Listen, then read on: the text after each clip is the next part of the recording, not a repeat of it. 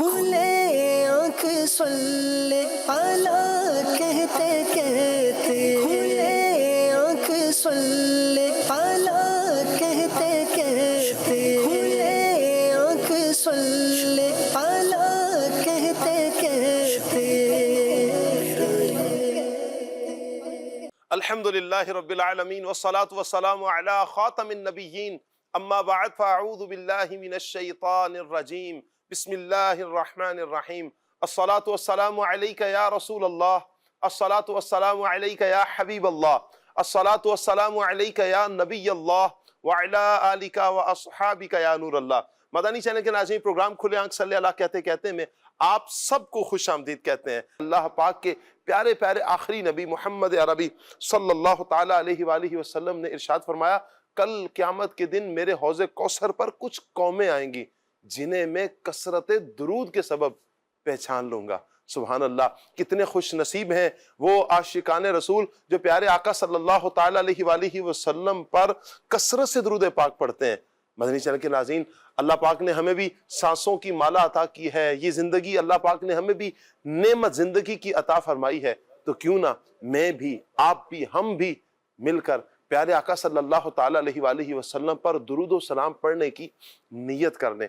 جتنا زیادہ درود پاک پڑھیں گے انشاءاللہ اتنی ہی برکات مجھے بھی، آپ کو بھی انشاءاللہ نصیب ہوں گی۔ صلو علی الحبیب صلی اللہ تعالی علی محمد صلی اللہ تعالی علیہ وآلہ وسلم۔ مدنی چینل کے ناظرین، کچھ افراد ایسے ہوتے ہیں اس دنیا میں کہ جنہیں اللہ تبارک و تعالی لوگوں کی اصلاح کے لیے بھیجتا ہے، لوگوں کی اصلاح کا سبب بناتا ہے۔ وہ ہستیاں کہ جن کے چہروں کو دیکھا جائے تو خدا کی یاد آتی ہے، وہ ہستیاں کہ جن کے کردار سے اخلاص جھلک رہا ہوتا ہے، وہ ہستیاں کہ جن کے دلوں میں امت کا درد ہوتا ہے، وہ ہستیاں کہ جنہیں نبی کریم صلی اللہ تعالیٰ علیہ وآلہ وسلم سے بے پناہ محبت ہوتی ہے، پیارے آقا صلی اللہ تعالیٰ علیہ وآلہ وسلم کے فرامین پر عمل، اللہ پاک کے احکامات پر عمل، یوں کہیں کہ ان کا اوڑھنا بچھونا ہوتا ہے، ان کی ساری زندگی اللہ اور اس کے محبوب صلی اللہ تعالیٰ علیہ وآلہ وسلم کی یادوں میں، اس کی اطاعت میں، اس کی فرما برداری میں بسر ہوتی ہے۔ پھر ایک وقت آتا ہے کہ جب کوئی ان کے پاس بیٹھتا ہے اسے دل کا قرار نصیب ہوتا ہے، جب ایسوں کے پاس کوئی بندہ آتا ہے ان کا چہرہ دیکھتا ہے خدا کی یاد آتی ہے، اگر کوئی بھٹکا ہوا آتا ہے وہ راہ راست پر آنے کی نیت کرتا ہے، راہ راست پر آ جاتا ہے، اگر کوئی شرابی، چور، ڈاکو، ہر طرح کے گناہ کرنے والے آتے ہیں وہ ان کے ہاتھوں پر آ کر سچی توبہ کرتے ہیں۔ اللہ پاک کے اولیاء کرام، اس دنیا میں بے شمار اولیاء کرام ہیں جو چلتا رہے گا یہ اولیاء کرام کا سلسلہ، اور صبح قیامت تک چلتا رہے گا، اور لوگوں کی اصلاح ان کے ہاتھوں سے ہوتی رہے گی۔ آج بھی انشاءاللہ ہم پیاری پیاری دو ہستیوں کا ذکر کریں گے، ایک ابو البرکات حسن بادشاہ پشاوری رحمۃ اللہ تعالی علیہ، اور حاجی زمزم اتاری، دعوت اسلامی کی مرکزی مجلس شورا کے رکن، مرحوم رکن حاجی زمزم اتاری۔ اللہ پاک ان دونوں ہستیوں کے مزارات پر اپنی کروڑہا رحمتیں نازل فرمائے، ان کے فیضان سے اللہ پاک ہمیں بھی، ہماری نسلوں کو بھی مستفیض فرمائے۔ ان کا کردار کیا ہے، ان کے معمولات کیا تھے، ان کے اعمال کیا تھے، انشاءاللہ آج کے پروگرام میں ہم سیکھیں گے۔ آپ سے گزارش کریں گے مدنی چینل کے ناظرین ہمارے ساتھ رہیے، پروگرام آپ نے مکمل دیکھنا ہے۔ اللہ پاک سب دیکھنے والوں کو، سننے والوں کو برکتوں سے مالا مال فرمائے۔ قاری صاحب کو دعوت دیں گے، انشاءاللہ ہم پیغام قرآن سیگمنٹ کی طرف بڑھیں گے، پھر انشاءاللہ ہم کلام بھی سنیں گے اور مبلغین سے گفتگو بھی کریں گے۔ آج انشاءاللہ قاری کاشان صاحب ہمارے ساتھ ہوں گے، قاری صاحب کو مرحبا کہتے ہیں جی۔ السلام علیکم ورحمۃ اللہ۔ ماشاءاللہ، کیسے کہتے ہیں؟ ٹھیک ہے، خیریت سے، ماشاءاللہ۔ آئیے مدنی چینل کے ناظرین سیگمنٹ کی طرف بڑھتے ہیں، اور سیگمنٹ ہے پیغام قرآن۔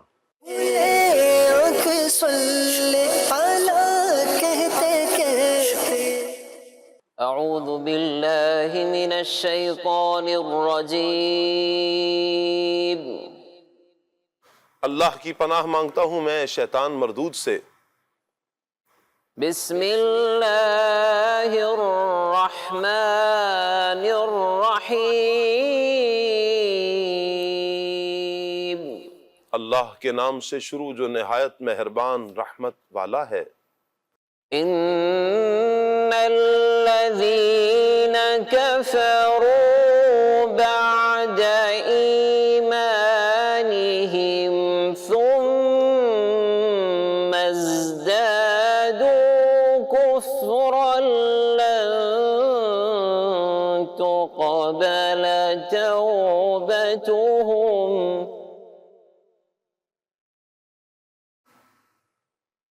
ثم ازدادوا كفرا لن تقبل توبتهم وأولئك هم الضالون۔ بے شک وہ لوگ جو ایمان لانے کے بعد کافر ہو گئے پھر کفر میں اور بڑھ گئے تو ان کی توبہ ہرگز قبول نہ کی جائے گی اور یہی لوگ گمراہ ہیں۔ یہ آیت ان یہودیوں کے بارے میں نازل ہوئی جنہوں نے حضرت موسیٰ علیہ السلام پر ایمان لانے کے بعد حضرت عیسیٰ علیہ السلام اور انجیل کے ساتھ کفر کیا، پھر کفر میں اور بڑھے اور سید عالم نور مجسم محمد مصطفیٰ صلی اللہ تعالی علیہ وآلہ وسلم اور قرآن کے ساتھ بھی کفر کیا۔ ایک قول یہ ہے کہ یہ آیت یہود و نصارہ کے بارے میں نازل ہوئی جو رسول اکرم صلی اللہ تعالی علیہ وآلہ وسلم کی بعثت سے پہلے تو اپنی کتابوں میں نبی کریم صلی اللہ تعالی علیہ وآلہ وسلم کی نعت و صفت دیکھ کر آپ صلی اللہ علیہ وآلہ وسلم پر ایمان رکھتے تھے، اور آپ صلی اللہ علیہ وآلہ وسلم کے ظہور کے بعد کافر ہو گئے اور پھر کفر میں اور شدید ہو گئے، یعنی کفر انہوں نے اختیار کیا اور اس کفر میں مزید بڑھ گئے۔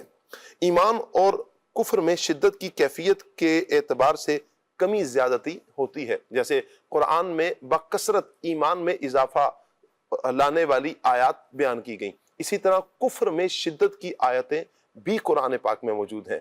یہ آیات اس معنی میں ہے کہ کسی کا ایمان زیادہ قوی اور مضبوط ہوتا ہے جبکہ کسی کا ایمان کمزور ہوتا ہے، یوں ہی کسی کا کفر زیادہ شدید ہوتا ہے اور کسی کا کچھ کم ہوتا ہے۔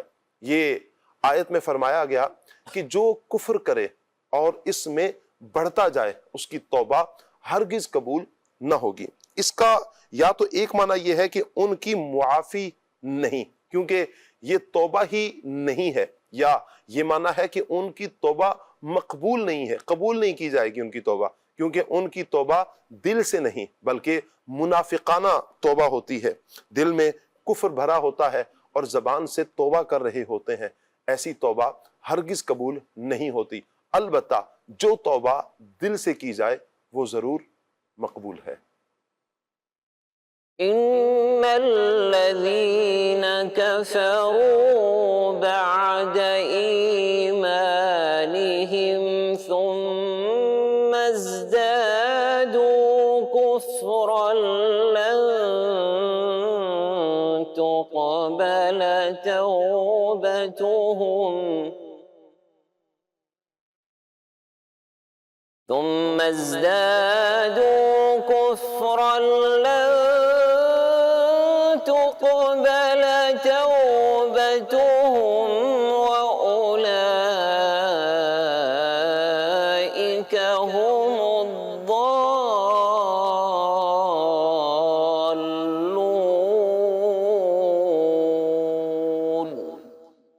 صدق اللہ العظیم۔ جزاک اللہ۔ اللہ پاک نور قرآن سے ہم سب کے سینوں کو منور فرمائے، قرآن اور سنت کے مطابق اللہ پاک ہمیں اپنی زندگی بسر کرنے کی توفیق عطا فرمائے۔ ہمارے ساتھ آج بڑے پیارے نعت خواں اسلامی بھائی ہیں، ساجد محمود بھائی، مرحبا کہتے ہیں، پنجاب سے تشریف لائے ہوئے ہیں۔ آج انشاءاللہ ان سے کلام سنیں گے ہم۔ السلام علیکم ورحمۃ اللہ وبرکاتہ۔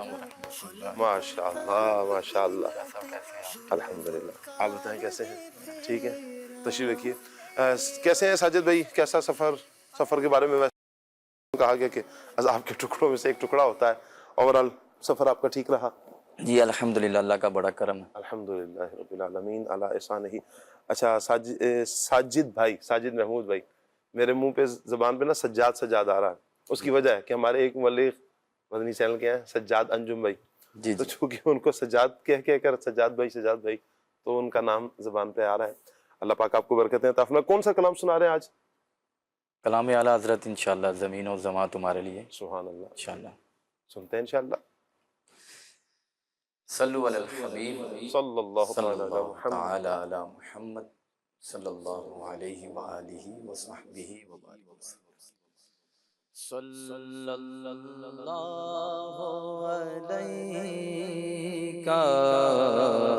یا رسول اللہ وسلم علیک یا حبیب اللہ. پڑھیے صلی اللہ علیک یا رسول اللہ وسلم علیک یا حبیب اللہ. سرور کہوں کہ مالک و مولا کہوں تجھے. سرور کہوں کہ مالک و مولا کہوں تجھے.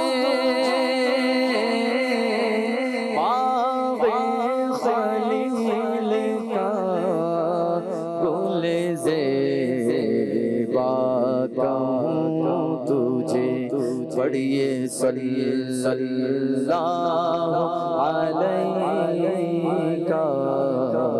یا رسول اللہ وسلم علیہ یا حبیب اللہ. زمین و زمان تمہارے لیے، مکین و مکان تمہارے لیے. زمین و زمان تمہارے لیے، مکین و مکان تمہارے لیے. چنی چنو چنا تمہارے لیے، بنے دو جہاں تمہارے لیے. دہن میں زباں تمہارے لیے، بدن میں ہے جان تمہارے لیے. دہن میں زباں تمہارے لیے، بدن میں ہے جان تمہارے لیے. ہمارے یہاں تمہارے لیے، ہمارے یہاں تمہارے لیے. اٹھے بھی وہاں تمہارے لیے، زمین و زمان تمہارے لیے، مکین و مکان لیے. ہاں فرشت خدم رسول حشم تمام امم غلام کرم وجود و عدم حروف و قدم جہاں میں عیا تمہارے لیے. کلیم و نجی مسیح و ظفی خلیل و ردی رسول و نبی عتیق و وسیع ولی و علی ثنا کی زبان تمہارے لیے. تمہارے لیے، تمہارے لیے. رسالت کل، امامت کل، سیادت کل، امارت کل. رسالت کل، امامت کل، سیادت کل، امارت کل. حکومت کل، ولایت کل، حکومت کل، یت کل. خدا کے یہاں تمہارے لیے، زمین و زمان تمہارے لیے، مکین و مکان تمہارے لیے. کہو چنین و چنا تمہارے لیے، بنے دو جہاں تمہارے لیے. تمہارے تمہاری چمک تمہاری دمک تمہاری جھلک تمہاری مہک زمین و فلک سیما کو سمک کسی کا نشان تمہارے لیے وہ نہاں وہ نور فشاں وہ کا یہ ہر تنو جاں یہ باغ جنا یہ سارا سما تمہارے لیے تمہارے لیے تمہارے لیے ظہور نہاں قیام جہاں رکوع میہاں سجود شہاں نیاز جہاں نماز وہاں نیاز یہاں نماز وہاں کے لیے تمہارے لیے زمین و زمان تمہارے لیے مکین و مکان تمہارے لیے یہ شمس و قمر یہ شام و سحر یہ برق و شجر یہ باغ و ثمر یہ تیغ و سپر یہ تاج و کمر یہ حکم رواں تمہارے لیے یہ فیضیے وجود کیے کہ نام لیے زمانہ جیے جہان لیے تمہارے دیے یہ اکرامیاں تمہارے لیے تمہارے لیے تمہارے لیے صحابہ کرم روانہ کیے کہ آب نعم زمانہ پیے صحابہ کرم روانہ کیے کہ آب نعم زمانہ پیے جو رکھتے ہم وہ چاچ سیے جو رکھتے تھے ہم وہ چاچ سیے یہ سترے بداں تمہارے لیے زمین و زمان تمہارے لیے مکین و مکان تمہارے لیے نہ جن و بشر کے آٹھ پہر بلائے قبر کے بستہ کمر نہ چھپا و سر کے قلب و جگر میں سجدہ کنا تمہارے لیے اشارے سے چاند چیر دیا چھپے ہوئے غر کو پھیر دیا گئے ہوئے دن کو عصر کیا یہ تاب و توا تمہارے لیے تمہارے لیے تمہارے لیے چلے کہ باغ پھلے وہ پھول کھلے کہ دن ہو بھلے سباب چلے کہ باغ پھلے وہ پھول کھلے کہ دن ہو بھلے دیوار کے تلے ثنا میں کھلے دیوار کے تلے ثنا میں کھلے رضا کی زبان تمہارے لیے زمین و زمان تمہارے لیے مکین و مکان تمہارے لیے تمہارے لیے سبحان اللہ سبحان اللہ کیا بات ہے زمین و زمان تمہارے لیے مکین و مکان تمہارے لیے قربان جائیں پیارے آقا صلی اللہ تعالیٰ علیہ وآلہ وسلم کی مبارک ذات پر کہ اللہ پاک نے جو کچھ بھی بنایا ہے یقیناً یہ صدقہ تو محبوب کریم صلی اللہ علیہ وآلہ وسلم کا ہمیں مل رہا ہے اللہ نے جو بنایا ہے حضور صلی اللہ تعالیٰ علیہ وآلہ وسلم کے لیے ہمیں جو کچھ بھی نظر آتا ہے یہ پہاڑوں کی بلندیاں نظر آئیں پہاڑوں کا روب نظر آئے آسمانوں کی بلندیاں ہیں سورج چاند تارے دن رات لوح قلم سب کچھ حضور صلی اللہ علیہ وآلہ وسلم کے لیے بنایا گیا سبحان اللہ تو یوں کہ حضور مقصود کائنات ہیں سبحان اللہ تو اللہ تعالیٰ نے نبی کریم علیہ السلام کے لیے جب سب کچھ بنایا ہے تو انشاءاللہ ہم اللہ کی رحمت پر یقین رکھتے ہیں یہ دنیا میں بھی بھلائیاں ہمارا مقدر ہوں گی اللہ نے چاہا تو انشاءاللہ کل قیامت کے دن بھی سرکار کا صدقہ وہاں پر بھی سرکار کا صدقہ ملے گا یہاں پر بھی سرکار کا صدقہ مل رہا ہے وہاں پر بھی صدقہ ملتا رہے گا ضرورت اس امر کی کہ ہم اپنا تعلق اللہ کے محبوب صلی اللہ تعالیٰ علیہ وآلہ وسلم کے ساتھ مضبوط کر لیں۔ اب یہ تعلق مضبوط کیسے ہوگا؟ اس کے لیے ہمارے لیے کتنی آسانی کر دی کہ اللہ پاک نے اولیاء کرام کو بھیجا۔ چونکہ حضور جان عالم صلی اللہ تعالیٰ علیہ وآلہ وسلم تو ختم نبوت کا تاج سجا کر اس دنیا میں تشریف لائے، تو حضور صلی اللہ علیہ وآلہ وسلم کے بعد کوئی نیا نبی کسی نئی شریعت نئی کتاب کے ساتھ نہیں آئے گا۔ حضور صلی اللہ تعالیٰ علیہ وآلہ وسلم اللہ پاک کے آخری نبی ہیں، آخری نبی ہیں حضور جان عالم صلی اللہ تعالیٰ علیہ وآلہ وسلم۔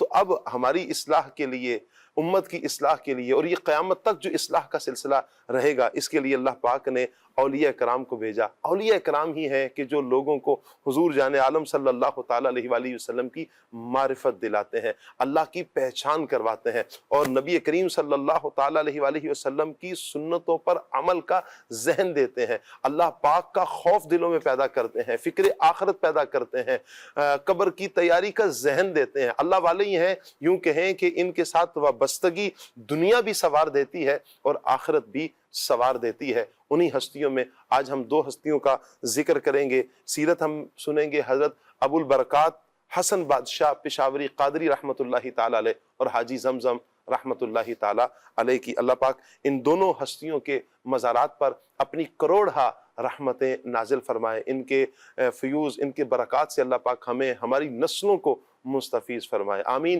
بجاہ خاتم النبیین صلی اللہ تعالیٰ علیہ وآلہ وسلم۔ سب سے پہلے تو ہم تعارف کی طرف بڑھیں گے۔ ابو البرکات حسن بادشاہ رحمۃ اللہ تعالیٰ علیہ کیا فرمائیں گے؟ خالد بھائی آپ رحمۃ اللہ تعالیٰ علیہ کے تعارف کے حوالے سے۔ نحمدہ ونصلی ونسلم علی خاتم النبیین اما بعد فاعوذ باللہ من الشیطان الرجیم بسم اللہ الرحمن الرحیم۔ اللہ تبارک و تعالیٰ نے سرکار دو عالم صلی اللہ تعالیٰ علیہ وآلہ وسلم کی اس امت کی اصلاح کے لیے یہ طریقہ جاری فرمایا ہے کہ آقا دو عالم صلی اللہ تعالیٰ علیہ وآلہ وسلم کے بعد بھی ایسے کامل افراد رب العالمین اس امت میں پیدا فرماتا رہے گا جو امت کے دلوں میں مذہب اسلام کی حقانیت کو راسخ کریں گے اور شرک سے، کفر سے لوگوں کو بچنے کی دعوت دیں گے، اور جو فریضہ اللہ تبارک و تعالیٰ نے اپنے انبیاء کو عطا فرمایا تھا، اللہ تبارک و تعالیٰ کی معرفت لوگوں کے دلوں میں پہنچانے کا، یا اللہ تبارک و تعالیٰ کی تعلیمات و توحید کو لوگوں کے سامنے رکھنے کا، اس امت میں اولیاء کاملین اس سلسلے کو باقی رکھیں گے۔ انہی حضرات، انہی نفوس قدسیہ میں سے آج حضرت سیدنا حسن پشاوری رحمۃ اللہ تعالیٰ علیہ کا ہم تذکرہ کر رہے ہیں۔ مختلف مقامات پر آپ رہے، اور یوں سمجھیں کہ جہاں دیدگی بھی آپ کی سیرت میں ملتی ہے اور عالی نسب کی جو حشمت ہے وہ بھی آپ کی سیرت میں نظر آتی ہے۔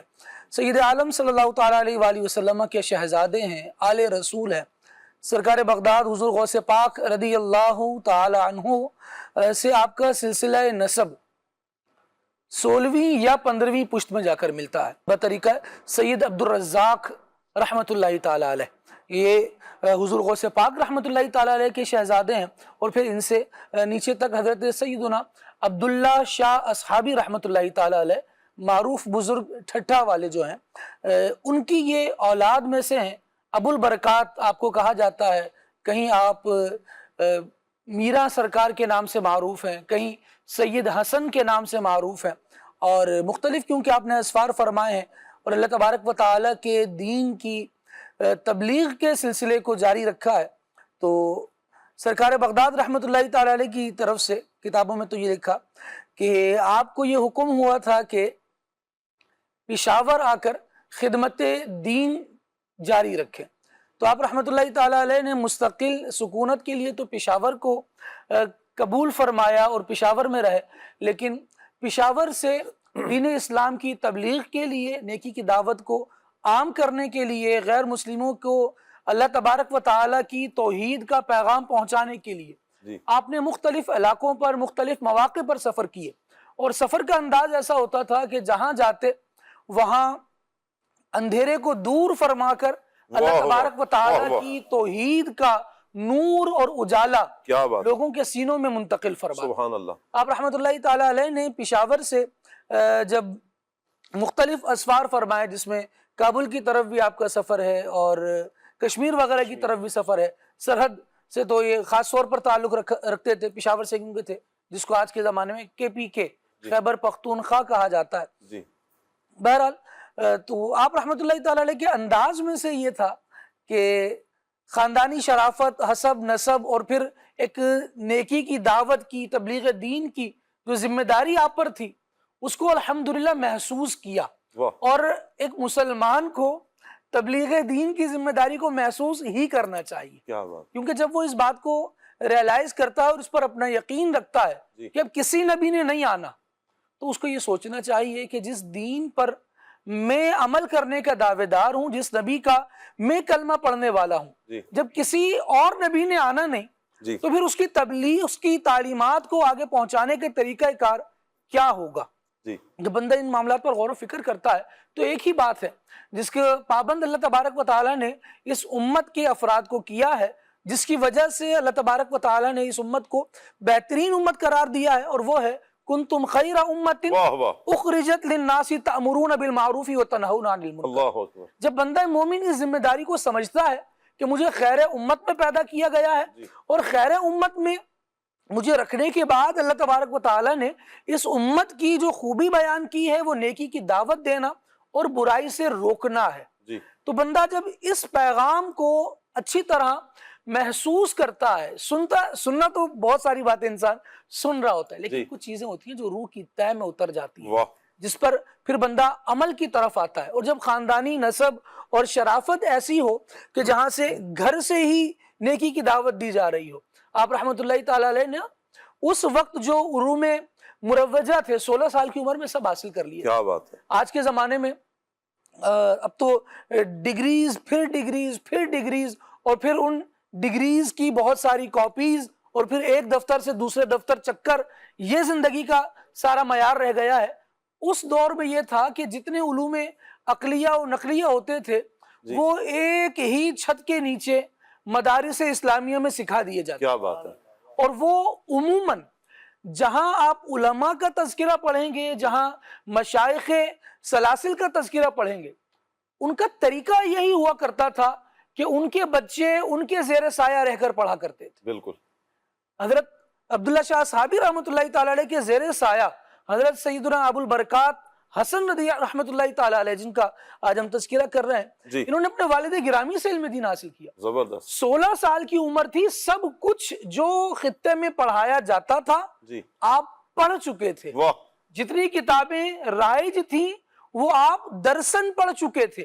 اور اس کے بعد 17 سال کی آپ کی عمر تھی اور آپ مسند تدریس پر براجمان تھے. اور پھر اس کے ساتھ ساتھ بزرگوں کا ایک جو فیض تھا کہ رسول اللہ صلی اللہ علیہ وسلم کے دین کی خدمت کرنی ہے, وہ خدمت دین کا سلسلہ جب جاری رہا تو علماء و مشائخ سے ملاقات, یہاں سے وہاں اسفار, اور اسفار میں بھی طریقہ یہ کہ جہاں جاتے وہاں مساجد قائم فرماتے.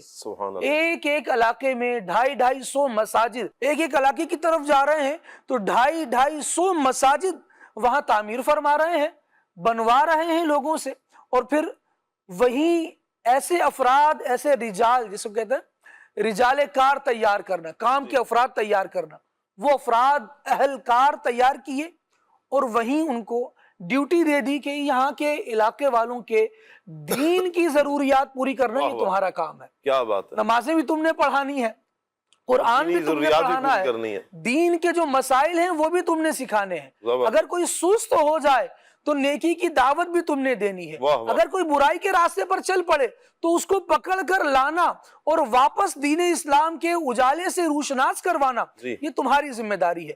آج جب ہم دیکھتے ہیں تو الحمدللہ دعوت اسلامی کا دینی ماحول ہمیں انہی نقوش پر چلتا ہوا نظر آ رہا ہے, انہی قدموں کو فالو کرتا ہوا نظر آ رہا ہے. اور اکابرین کا یہی سلسلہ الحمدللہ شیخ طریقت امیر علیہ سنت دامت برکاتہم العالیہ نے جب اس کی طرف آپ آئے ہیں تو آپ دیکھیے جہاں جہاں دعوت اسلامی آتی جاتی ہے, امیر اہل سنت کے زیر تربیت رہنے والے افراد آتے جاتے ہیں, وہاں سب سے پہلا فرق کیا پڑتا ہے, اس علاقے میں ایک مسجد قیام ہوتا ہے, مسجد تعمیر ہوتی ہے, مسجد کا قیام ہوتا ہے, اور پھر اس مسجد میں مختلف سلاسل تبلیغیہ نیکی کی دعوت کے مختلف طریقے رائج ہوتے ہیں. کبھی فیضان سنت کے درس کے نام پر بلایا جا رہا ہے, کبھی ماہانہ 11ویں شریف ہو رہی ہے, کبھی وہاں علاقائی دورہ برائے نیکی کی دعوت کیا جا رہا ہے, کبھی واعظ و نصیحت کے مختلف سلسلے رکھے جا رہے ہیں, کبھی عاشقان رسول کو جوڑ کر مل کر رسالہ پڑھا جا رہا ہے, کبھی امیر اہل سنت کا مدنی مذاکرہ دیکھا جا رہا ہے. اور یہ سارے وہ طریقے جن کے ذریعے سے بد مذہبی, گمراہی, شرک دور ہو اور بندہ اپنے عقائد پر راسخ ہو اور نیکی کی دعوت اس کے لیے قبول کرنا آسان ہو جائے, نیکی کی راہ پر چلنا اس کے لیے آسان ہو جائے. الحمدللہ جو حضرت حسن پشاوری رحمۃ اللہ تعالی علیہ ماحول بنا کر گئے تھے دعوت اسلامی کے دینی ماحول سے وابستہ ہو جائیں, تو وہ جھلک اور باقیات آج بھی نظر آتی ہیں. کیا بات ہے خالد بھائی. اللہ تعالیٰ ہمارے بزرگ ابو البرکات حسن بادشاہ رحمۃ اللہ تعالیٰ علیہ کی تربت پر اپنی کروڑہ رحمت نازل فرمائے. اچھا عدنان بھائی, ہوتا یوں ہے کہ ہم جب بزرگوں کی سیرت کو پڑھتے ہیں نا تو ہمیں کچھ چیزیں نا تقریباً ہمیں نمایاں نظر آتی ہیں. ایک تو ان کی اصلاح, جو لوگوں کی جو اصلاح فرما رہے ہوتے ہیں, ایک تو یہ پہلو ان کی زندگی میں ہمیں بڑا واضح نظر آ رہا ہوتا ہے. اچھا, اصلاح بھی کرنی ہے اور بڑے حسن اخلاق کے ساتھ اصلاح کرنی ہے, اور پھر مختلف اسفار کرنے ہیں, سفر کرنے ہیں. یہ دونوں ہی چیزیں, حسن اخلاق کو بھی دیکھیں, اصلاح کو بھی دیکھیں, ان کا سفر بھی دیکھیں. تقریباً بزرگان دین کے یہ سلسلے رہتے ہیں. تو ایک ہم یعنی آج کے دور میں ہمارے اوپر کیا ذمہ داری عائد ہوتی ہے کہ ان بزرگان دین کی سیرت کو پڑھیں, ان کی سیرت پر ہم عمل کیسے کریں. ایک تو بڑا پیارا نسخہ ہمارے خالد بھائی نے بیان کر دیا کہ دعوت اسلامی کے دینی ماحول سے وابستہ ہو جائیں, آپ کو بزرگوں کی جو ایک بزرگوں کا طریقہ کار ہے اس پر چلنا نصیب ہو جائے گا.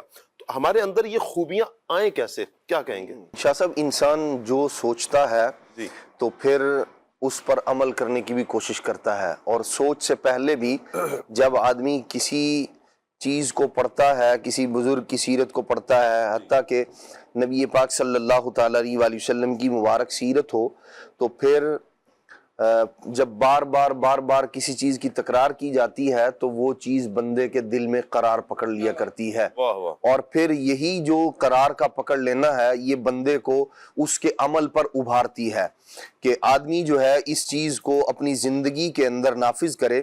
اور جو اللہ تبارک و تعالیٰ کے اولیاء کرام ہیں ان کا انداز یہی رہا ہے, وہی وہ ولی ہے کیوں, اس لیے کہ وہ اللہ والا ہے. اور جب وہ اللہ والا ہے تو جیسے پھول اپنی طرف ایک خوشبو رکھتا ہے اور لوگ اس کی طرف مائل ہوتے ہیں, کشش رکھتا ہے ایک کہ آدمی جہاں سے خوشبو آتی ہے اس طرف متوجہ ہوتا ہے, وہ پھول ہے یا کوئی عطردان ہے یا اور کوئی اس طرح کی چیز ہے.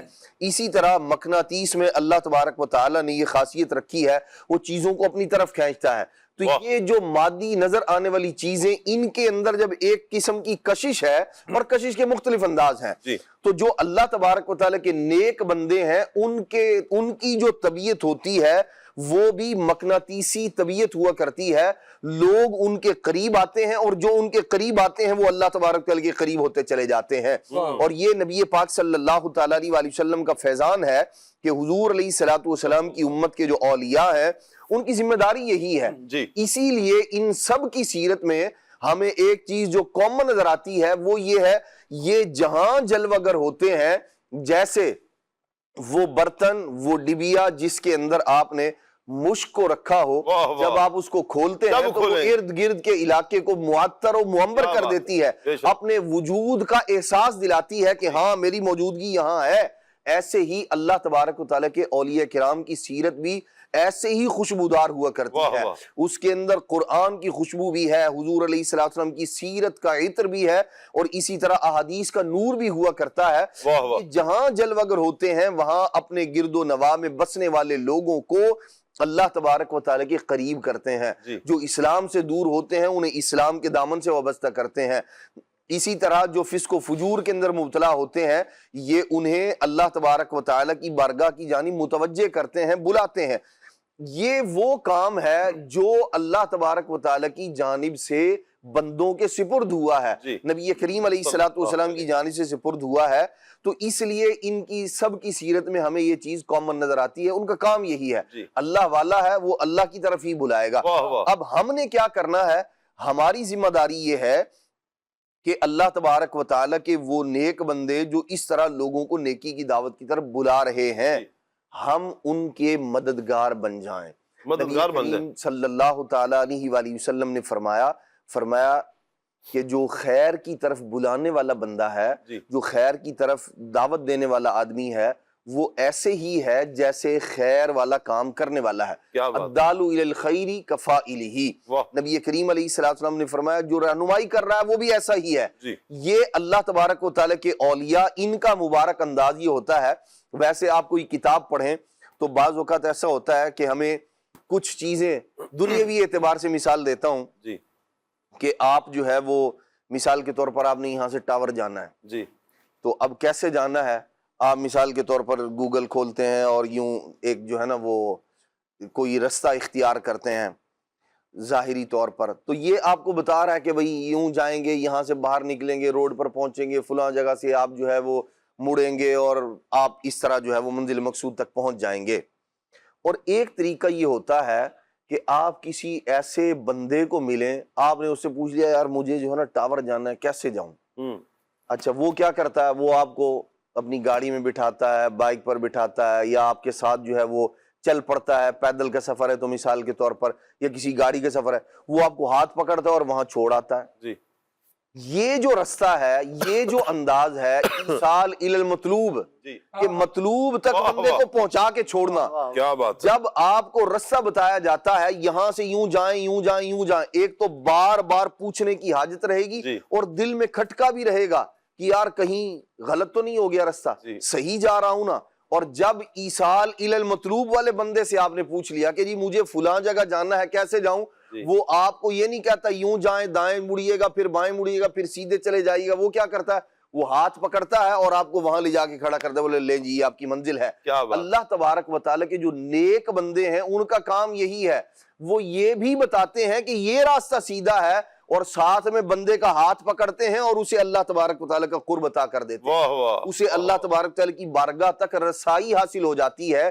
ہمیں یہ چاہیے ہم ان کے مددگار بن جائیں۔ جب ان کے مددگار بن جائیں گے تو اللہ تبارک و تعالیٰ ان کے صدقے میں وہ جو مقصود اصلی ہے، اللہ تبارک و تعالیٰ کی بارگاہ تک رسائی، جی۔ اگر ہم چاہتے ہیں کہ یوں فوراً جی۔ جلدی جلدی بغیر بھٹکے اور بغیر رستہ بھولے اگر ہم اللہ تبارک و تعالیٰ کی بارگاہ تک رسائی چاہتے ہیں، جی۔ تو ان اللہ والوں کے دامن سے وابستہ ہو جائیں، ان کی رسائی ہے۔ جی۔ آپ دیکھیں وزیر اعظم ہاؤس میں نا ہر بندہ نہیں جا سکتا، نہیں جا سکتا۔ کوئی آدمی نے مجھے جی وہاں پہنچا دیا جائے، نہیں جا سکے گا۔ وہاں اسی طرح جو بادشاہ کا دربار ہوا کرتا ہے اس تک بھی رسائی ہر بندے کی نہیں ہوتی، جی۔ لیکن جس آدمی کی پہلے سے رسائی ہے وہاں اگر آپ اس کے ساتھ وابستہ ہو جائیں اور آپ اس کو اس بات کی اس ضرورت کا احساس دلا دیں کہ میرا مقصود اصلی یہاں تک پہنچنا ہے، جی۔ وہ کیا کرے گا؟ اس کی رسائی اس کا تو روز آنا جانا ہے، جی۔ وہ ہاتھ پکڑے گا، کسی دن آپ کو بھی لے جائے گا۔ چلو، ایسے ہی اللہ والوں کا انداز ہے، جب آپ ان کے ساتھ محبت کرنے والے بن جاتے ہیں، ان کے دامن سے وابستہ ہو جاتے ہیں، واہ واہ۔ پھر یہ جب بندے کی طلب صادق ہوا کرتی ہے، بعض اوقات ایسے آنن فانن اعلیٰ حضرت رحمت اللہ تعالیٰ علیہ جب اپنے مرشد خانے میں پیر صاحب کی بارگاہ میں حاضر ہوئے، جیسے ہی حاضر ہوئے، جیسے ہی بعض لوگ وہ تھے جو برسوں سے جی۔ خدمتگاری کا شرف پا رہے تھے، یہ بھی بہت بڑے شرف کی بات ہے، لیکن جب اعلیٰ حضرت رحمت اللہ تعالیٰ علیہ حاضر ہوئے، فوراً خلافت بھی عطا فرمائی، وہ مقام وہ مرتبہ، یہ ستھرے قلب والے تھے، واہ واہ۔ یہاں محنت و مشقت نہیں کرنی پڑی پیر صاحب کو،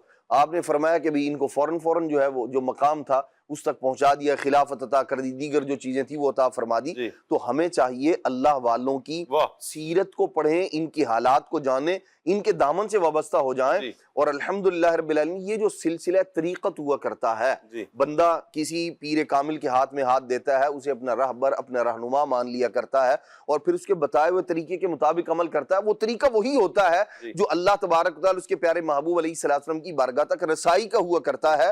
تو ہمیں چاہیے ان کے حالات پڑھیں، ان کی بارگاہ میں حاضری دینا، ظاہری حیات کے ساتھ متصف ہیں تو ان کے پاس جانا، جیسے فی زمانہ اللہ تبارک و تعالیٰ کی بہت بڑی نعمت ہے، بڑا فضل ہے کہ ہم ہر ہفتے اگر چاہیں اور اپنے آپ پر لازم کر لیں اس بات کو، الحمدللہ رب العالمین امیر اہل سنت دنیا بھر کے لوگوں کی اصلاح کے لیے خود موجود ہوا کرتے ہیں، تشریف فرما کرتے ہیں، وہ وقت نکال کے اپنی اصلاح کے لیے، اپنی اولاد کی اصلاح کے لیے، اپنے گھر والوں کی اصلاح کے لیے، اگر آپ فیضان مدینہ میں آ سکتے ہیں سبحان اللہ یہاں ہے، اگر آپ یہاں نہیں آ سکتے جہاں ہے وہیں اپنے کنیکشن کو، اپنے تعلق کو ان کے ساتھ قائم کر لیں۔ انشاءاللہ الرحمن آپ دیکھیں گے جیسے خوشبو اپنے وجود کا احساس دیتی ہے تو عطار جہاں موجود ہوتے ہیں وہاں تو خوشبوؤں کا ڈیرا ہوا کرتا ہے۔ اچھا یہاں پر عدنان بھائی ایک سوال یوں بھی ہوتا ہے، بسا اوقات یوں کہہ لیں کہ شیطانی وسوسہ بھی ہو سکتا ہے، بھئی قرآن ہے نا میرے سامنے ہے،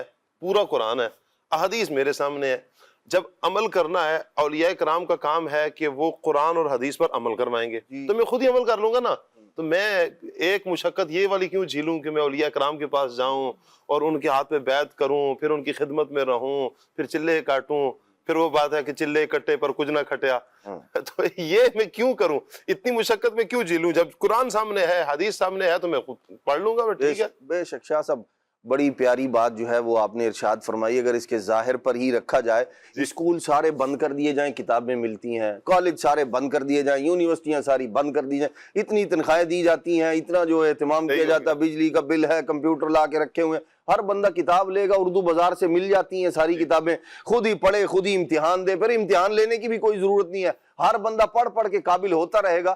دنیا میں یہ نظام رائج نہیں ہے، اس کا مطلب یہ ہے کہ یہ فالتو کی بات ہے، ایسا نہیں ہوا کرتا کہ کوئی آدمی بغیر استاد کے کسی مقام کسی مرتبے تک پہنچ جائے۔ ادھر تو بندہ جو ہے وہ پانی بنانے کا وہ جو کیا کہتے ہیں ایکسپیریمنٹ ہے، جو تجربہ ہوا کرتا ہے وہ بغیر استاد کے نہیں کرتا، اسی طرح جو ہے وہ جو شیشے کی نالیوں کو موڑا جاتا ہے اور اس کو بنایا جاتا ہے، پھر اس کی ایک شکل مختلف، وہ سلمان بھائی ہوتے آج تو ہمیں میرا خیال ہے ہاتھ کر کے بتا دیتے کیسے کا فیضان ہے۔ ویسے الحمدللہ رب العالمین ہم نے بھی یہ کام کیے ہوئے ہیں سائنس کے پریکٹیکل، تو بات یہ ہے کہ آپ بغیر استاد کی رہنمائی کے پریکٹیکل نہیں کر سکتے، یعنی گیس نہیں بنا سکتے، کچھ بھی نہیں کر سکتے، یعنی کہ استاد کی رہنمائی کے بغیر وہ جو پیاز کے چھلکے کا ایک وہ مائکروسکوپ میں دیکھتے ہیں، یقین کریں وہ نہیں دیکھا جا سکتا، استاد بتاتا ہے کہ آپ کو کہاں دیکھنا ہے۔ یہ حقیقت ہے جس کو وہ کہتے ہیں نا کہ ایک یہ وہ حقیقت ہے جس کا انکار نہیں کیا جا سکتا، دنیا جہان میں رائج ہے، اگر اس کے برعکس کچھ ہوتا تو وہ رائج ہوتا۔ صدیوں سے دنیا جہان میں یہی رائج ہے، لوگ اساتذہ کے پاس جاتے ہیں، آپ بایو نہیں پڑھ سکتے، کیمسٹری نہیں پڑھ سکتے، آپ دیگر جو ہے کتابیں، اس کے لیے کیوں محتاج ہیں آپ استاد کے؟ کیوں محتاج ہیں؟ اس لیے کہ بعض کام یہ کام وہ ہیں جو بغیر استاد کی رہنمائی کے، بغیر استاد کے پاس پڑھے آپ کو سمجھ نہیں آ سکتی۔ ابتداءً تو 2 اور 2 4 کی بھی سمجھ نہیں آتی، استاد بتاتا ہے تو پتہ چلتا 2 اور 2 4 ہوا کرتے ہیں۔ تو بات یہ ہے کہ جب دنیاوی اعتبار سے یہ چیز رائج ہے تو حالانکہ اردو ہماری زبان ہے اور ہمیں تو چاہیے اردو کی کتاب خود سے لیں اور پڑھنا شروع کر دیں، اسی طرح تقریباً جو اردو میڈیم جو اسکول ہوا کرتے ہیں جہاں کتابیں اردو کے اندر ہیں وہ ساری کی ساری اردو میں ہیں، مادری زبان میں، کیوں نہیں سمجھ آتی؟ قومی زبان میں خود سے پڑھ لے بندہ، لیکن نہیں، اس کا مطلب اور قرآن مجید یہ اس زبان میں ہے جو ہماری زبان نہیں ہے۔ ہماری زبان جو ہے مثال کے طور پر کوئی اردو بولنے والا ہے، کوئی پنجابی بولنے والا، کوئی سندھی کوئی سرائکی بولنے والا ہے، دیگر جو ہے وہ زبانیں ہیں جو رائج ہیں۔ تو جب ہم ان چیزوں کے اندر جو لوگوں کی لکھی ہوئی کتابیں ہیں، جو نصاب ہے، جو سال ہا سال سے چلا آ رہا ہے، جب اس کے سمجھنے میں، اس کے پڑھنے میں ہم استاد کے محتاج ہیں، تو جو رب کی کتاب ہے اللہ تبارک و تعالیٰ، آپ دیکھیں کہیں بھی ایسا نہیں ہوا کہ کسی قوم کے اندر اللہ تبارک و تعالیٰ نے کتاب کو نازل کیا ہو اور سمجھانے کے لیے پیغمبر کو نہ بھیجا ہو، کبھی بھی نہیں ہوا ایسا، کبھی بھی نہیں ہوا کہ قوم پر انسان تیری ان پر کتاب نازل کر دی خود ہی پڑھتے رہو۔ یہ ہمیشہ یہ ہوا کتاب کسی نہ کسی رسول پر نازل ہوا کرتی ہے اور وہی رسول لوگوں کو سمجھایا کرتے ہیں۔ یہ یعلمہم الکتاب کا تاج جو اللہ کریم نے ہمارے محبوب علیہ السلام کو، اپنے محبوب کو عطا فرمایا، وہ کس لیے عطا کیا ہے؟ وہ اسی لیے کہ اس کی تشریحات، اس کے اندر جو باتیں ہیں، جو چیزیں ہیں، وہ عام لوگ وہاں تک ان کی رسائی نہیں، نبی پاک علیہ السلام بتائیں گے، سمجھائیں گے، یہی وجہ ہے کہ اہل عرب تو کیسے ان کی زبان تھی، ان کی تو زبان تھی، وہ فصاحت بلاغت سب کا سب، جس زبان پر ان کو ناز تھا آپ دیکھیں نبی پاک صلی اللہ علیہ وسلم نے فرمایا یکسر الحرج او کما قال علیہ السلام، آخر زمانے میں حرج کی جو ہے وہ کثرت ہو جائے گی. صحابہ کرام علیہ رضوان نے یا رسول اللہ یہ حرج کیا ہے؟ جی. اسی طرح ایک اور مقام پر حضور علیہ السلام نے وہن کا لفظ استعمال فرمایا. کہتے ہیں یا رسول اللہ یہ وہن کیا ہے؟ حضور نے نہیں فرمایا تمہاری زبان عربی ہے، تم نہیں سمجھ سکتے، تمہیں نہیں پتا وہن کس کو کہتے ہیں. صحابہ کرام علیہ رضوان حضور سے پوچھ رہے، سمجھ رہے ہیں. جی. جب صحابہ قرآن کے حدیث کے سمجھنے میں حضور کے محتاج ہیں تو ہم تو بدرجہ اولا محتاج ہیں اس چیز کے کہ وہ لوگ، وہ اللہ تبارک تعالیٰ کے نیک بندے. اور پھر ایک وہ ہے جو ادھر چلتا پھرتا آدمی، نہ ایک دن مدرسے گیا نہ کسی استاد کے پاس گیا، وہ کہتا جی مجھے دین کی سمجھ آئی، اور جو مجھے سمجھ آئی 14 صدیوں میں کسی کو سمجھ نہیں آئی. مطلب یہ ہے کہ 14 صدیوں میں سب کو سمجھ تھی، اس ایک کو سمجھ نہیں ہے. یہ اپنے زبان سے اقرار کر رہا ہے. وہ زمانہ خیر القرون ہے، وہ برکتوں والا زمانہ. حضور علیہ السلام کے زمانے سے جتنا قریب زمانہ ہے وہ اتنا برکتوں والا ہے. ہم تو قیامت کے قریب ہوتے چلے جا رہے ہیں.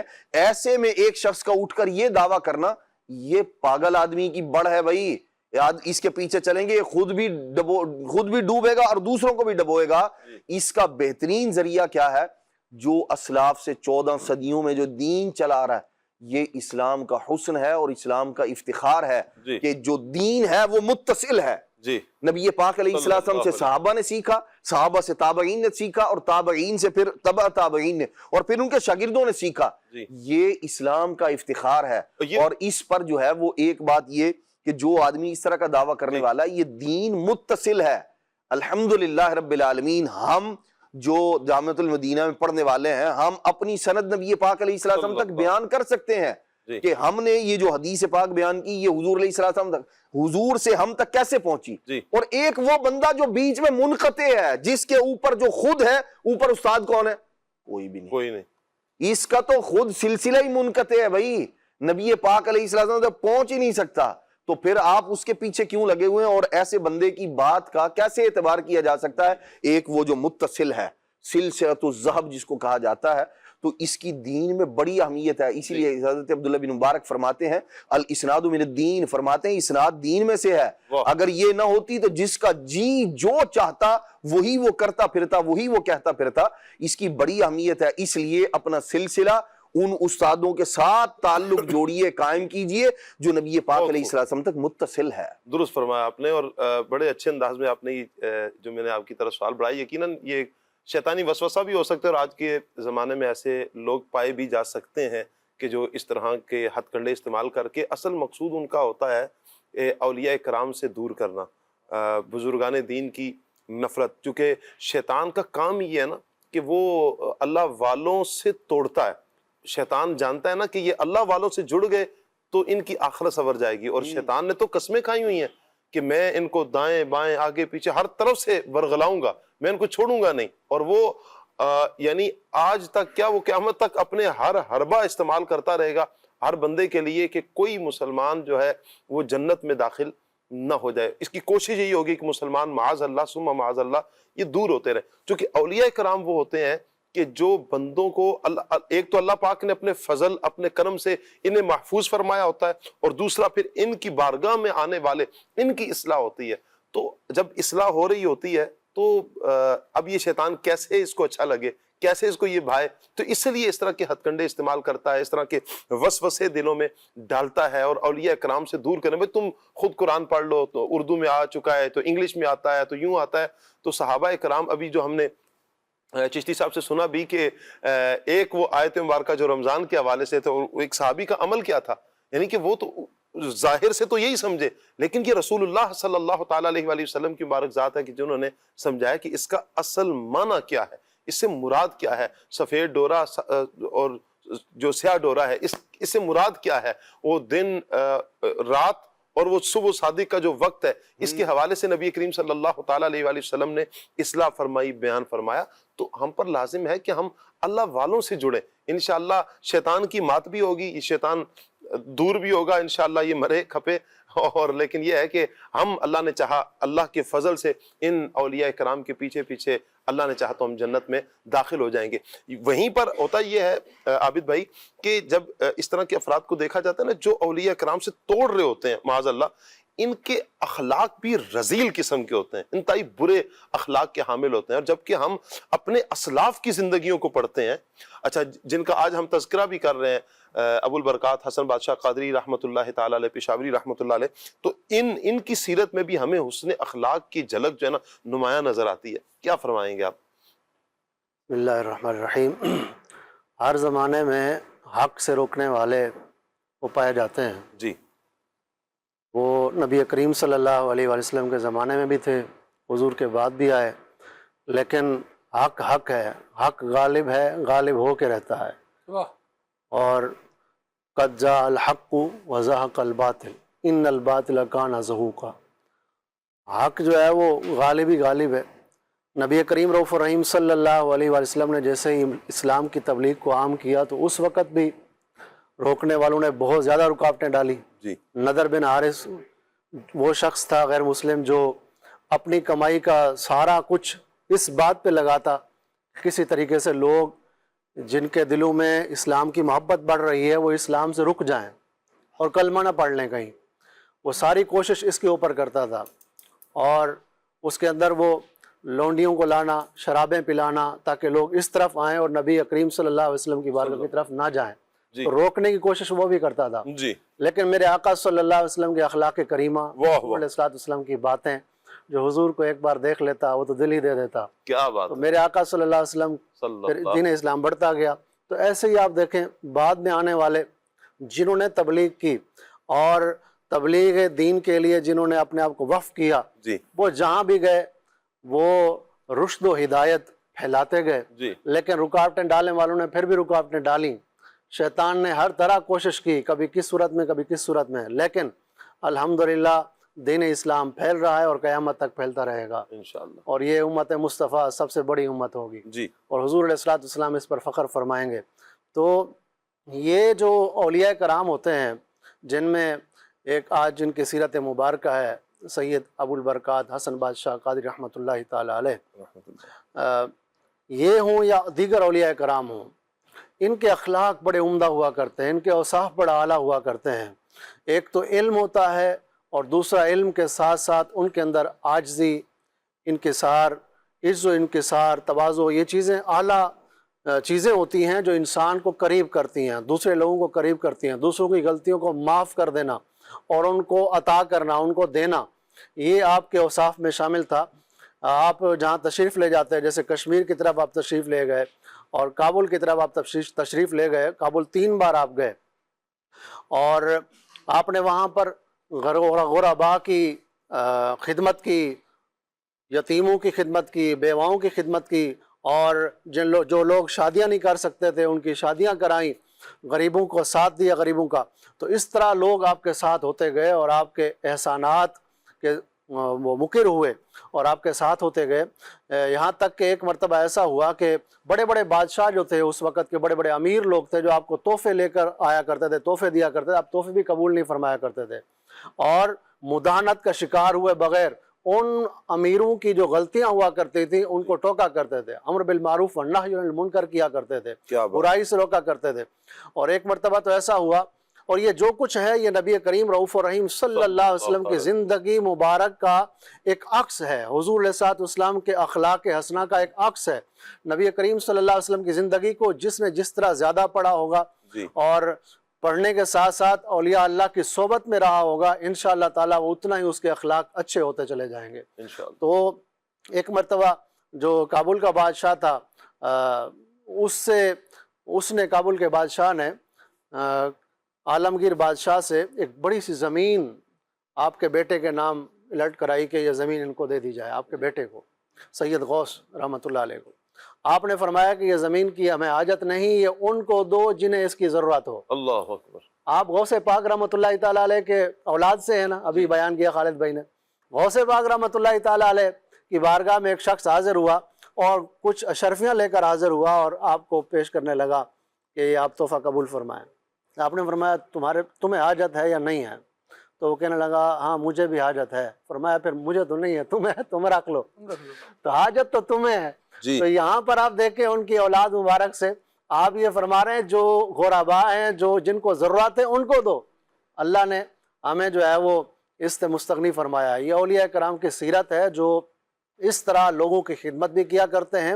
اور آپ غریب نواز رحمۃ اللہ تعالی کی سیرت کو اٹھائیں، دیگر اولیاء کرام کی سیرت کو اٹھائیں، تو اس سے آپ کو خدمت خلق کا جو ایک عنصر ہے وہ ملے گا۔ دین کی تبلیغ کے ساتھ ساتھ خدمت خلق، یہ الحمدللہ دعوت اسلامی بھی اس کو پورے طریقے سے ادا کر رہی ہے کہ جہاں دین کی تبلیغ کو عام کر رہی ہے وہاں پر خدمت خلق کا بھی ایک جو عنصر ہے اس کو بھی الحمدللہ، جہاں کبھی بڑے بڑے ڈیزاسٹر ہوتے ہیں، جیسے بڑے بڑے زلزلے آ جاتے ہیں یا سیلاب آ جاتے ہیں، تو دعوت اسلامی وہاں بھی غربا کی خدمت کیا کرتی ہے۔ اور آپ دیکھیں پہلے زمانے میں یہ تھا کہ علم دین حاصل کرنے کے لیے یہ بزرگ بڑے بڑے سفر کیا کرتے تھے اور لوگ ان کے پاس آیا کرتے اور لوگوں کو قریب کرتے، اور پھر ایک جیسا کہ خالد بھائی نے بتایا کہ گجرات کے اندر 1500 مساجد قائم کرنا، اور آپ دیکھیں وہی جو وہ ہے اس کا جو فیضان ہے 1500 مساجد، الحمدللہ دعوت اسلامی مساجد بنا رہی ہے۔ تو یہ دین کی تبلیغ جو عام کر رہی ہے دعوت اسلامی، یہ اولیاء اللہ کے اس طریقے پر چل رہی ہے۔ اور ساتھ یہ بھی عرض کروں کہ الحمدللہ اس وقت امیر اہل سنت یہاں بیٹھ کر دنیا بھر میں فیضان کو، نبی پاک صلی اللہ علیہ وسلم کے فیضان کو جو عام کر رہے ہیں، دین کی تبلیغ کو عام کر رہے ہیں۔ آپ دیکھیں پہلے بڑا مشکل ہوا کرتا تھا، تکلیفیں اٹھا کے لوگ جایا کرتے تھے، لیکن اب تو آسان ہے۔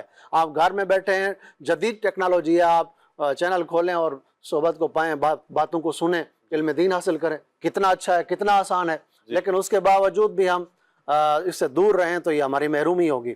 تو اولیاء اللہ کے فیضان کو جہاں پہلے پڑھنا چاہیے، سیکھنا چاہیے، وہاں پر ایک بات یہ بھی ہے کہ ان کی صحبت میں بیٹھنا، اس وقت یوں کہیے کہ امیر علیہ سنت کی صحبت میں بیٹھیں گے، ان کی باتوں کو سنیں گے تو انشاءاللہ تعالیٰ اس سے اولیاء اللہ کی محبت بھی پیدا ہوگی، دین کی محبت بھی پیدا ہوگی، اخلاق حسنہ بھی حاصل ہوں گے۔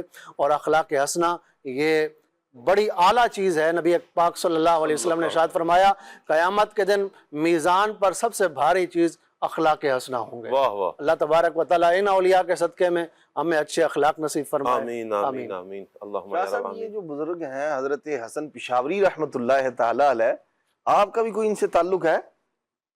سبحان اللہ۔ نسبی اعتبار سے ماشاءاللہ غوث پاک کی اولاد میں سے ہیں وہ بھی اور آپ بھی ماشاءاللہ۔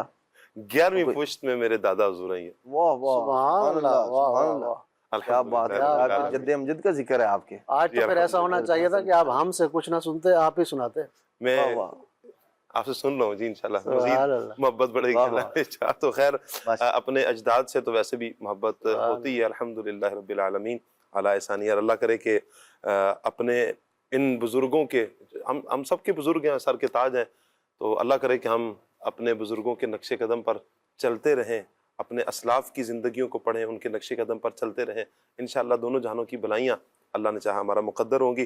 یہ میرا خیال آپ کے بھی اسفار کثیر ہوتے ہیں، مطلب کبھی کہیں کبھی کہیں کبھی کہیں کہیں میرے اسفار تو وہ فیضان مدینہ سے گھر سے فیضان مدینہ تک کے ہوتے ہیں۔ نہیں، اس کے علاوہ بھی ماشاءاللہ آپ نظر آتے ہیں کہیں پہاڑوں میں، کہیں ادھر ادھر نیکی کی دعوت کے لیے، اور ویسے ماشاءاللہ اللہ آپ کو سلامت رکھے، برکت عطا فرمائے۔ جزاک اللہ۔ وہ اسفار اللہ والوں کے اسفار کی تو کیا ہی بات ہے، ہمارے اسفار تو اللہ کرے قافلے کی صورت بنے، اور قافلے میں الحمدللہ جانے کی شہادت نصیب ہوتی رہتی ہے، اور انشاءاللہ نیت بھی ہے اللہ نے چاہا قافلے میں جانے کی، اور میں نے اور سلمان بھائی نے ٹھانا ہوا تھا کہ انشاءاللہ ترکیب بنائیں۔ اعلان کر دیں شاہ صاحب، دنیا ماشاءاللہ لوگ اسلامی بھائی تیار ہو جائیں گے آپ کے ساتھ، میں بھی نیت کرتا ہوں انشاءاللہ۔ انشاءاللہ خالد بھائی انشاءاللہ سبحان اللہ۔ قافلے میں انشاءاللہ چلیں گے، ہم سب بھی اللہ نے چاہا تو چلیں گے انشاءاللہ لائیو جو ہے نا اسی مہینے میں انشاءاللہ۔ ہر ماہ 3 دن الحمدللہ۔ انشاءاللہ میں نیت کرتا ہوں حضرت ابو الحسن ابو البرکات حسن بادشاہ رحمۃ اللہ تعالیٰ علیہ اور حاجی زمزم رحمۃ اللہ تعالیٰ علیہ کے ایصال ثواب کے لیے انشاءاللہ میں قافلے میں اس ماہ انشاءاللہ سفر کروں گا انشاءاللہ۔ سبحان اللہ۔ آخر میں چاہوں گا انہی کی جو سیرت کو اختتام کی طرف لے کر آئیں گے، پھر حاجی زمزم صاحب رحمۃ اللہ تعالیٰ علیہ کی گفتگو کریں گے ہم۔ آپ کی کچھ کرامات اور وصال اور آخر جو معاملات تھے اس پر آپ کچھ ارشاد فرمائیں۔ بزرگوں کے ساتھ جو ہے نا بندے کا تعلق عقیدت کا ہوتا ہے جی۔ اور عقیدت جو بزرگان دین کی بندوں کے دلوں میں جاری ہوتی ہے وہ دونوں طریقوں سے ہوتی ہے۔ ان کی نیکیوں کو جب بندہ پڑھتا ہے، سنتا ہے، ان کے معمولات کو دیکھتا ہے، ایک تو اس سے بھی، اور دوسرا کوئی معمول سے ہٹ کر اس کے فائدے کے لیے کوئی چیز ظاہر ہو جائے تو بھی بندہ بڑا رغبت اختیار کرتا ہے یا رغبت کرتا ہے کسی کی صحبت میں یا اس کی عقیدت دل میں بہت بڑھ جاتی ہے۔ آپ رحمۃ اللہ تعالی علیہ کا ایک خادم تھا، وہ ہر وقت کوشش کرتا تھا کہ میں بس کرامت دیکھ لوں حضرت کی آنکھوں سے۔ حالانکہ حضرت فرماتے کہ نیکی پر قائم رہنا یہ اللہ تبارک و تعالیٰ کی بڑی عطا ہے، اور واصلین محبوب کو تو وہی کام کرنے چاہیے جو محبوب تک پہنچانے والے ہیں۔ تو بندہ نیکیوں میں لگا رہے، نیکی بندے کو پہنچاتی ہے۔ تو وہ کیا کرتا ہے، وہ گزشتہ اولیاء کے حالات بیان کرتا، ان کی کرامات بیان کرتا، اور پھر پیر صاحب سے کہتا کہ حضرت اب آپ بھی کوئی کرامت دکھائے، اب آپ بھی کوئی کرامت دکھائے۔ بسا اوقات ایسا ہوتا ہے محبوب سے، پیر صاحب سے کوئی انوکھی چیز کا بندے کا دل کرتا ہے کہ کچھ مطالبہ ہو، اور کچھ لاڈلے ایسے ہوتے ہیں وہ کر بھی دیتے ہیں نا۔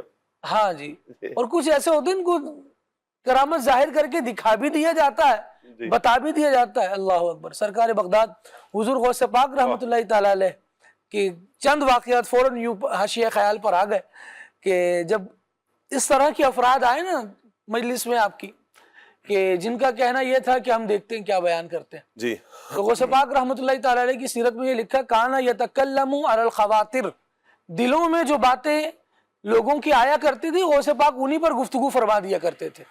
تو آنے والا یہ لے کر آیا کہ میں دیکھتا ہوں کیا کریں گے، تو وہ کہتے تھے غور سے سنو تمہارے لیے بات ہو رہی ہے۔ غوث پاک رحمۃ اللہ تعالی علیہ یوں بھی بیان کر دیا کرتے تھے جس پر بیت رہی ہے اس کو پتہ چل رہا ہے کہ یہ کرامت مجھی پر ظاہر ہو رہی ہے۔ باقی لوگوں کو تو یہ ہے کہ خطیب ہے جو گفتگو کرتے ہوئے کبھی ایک طرف دیکھتا ہے کبھی دوسری طرف دیکھتا ہے، لیکن جس پر نظر ڈال کر غوث پاک رحمۃ اللہ تعالی علیہ جتلایا کرتے تھے نا کہ یہ تمہارے دل میں جو بات آ رہی ہے میں اسی پر بات کر رہا ہوں، یہ خاص پیغام تمہاری اصلاح کے لیے ہے، تو اس کو تو پتہ چل جاتا تھا۔ ایسے ہی آج بھی الحمدللہ اس طرح کے افراد موجود ہیں جو دلوں میں آنے والی باتوں پر لوگوں کی اصلاح اللہ کی عطا کر رہے سے ہوتے ہیں الحمدللہ۔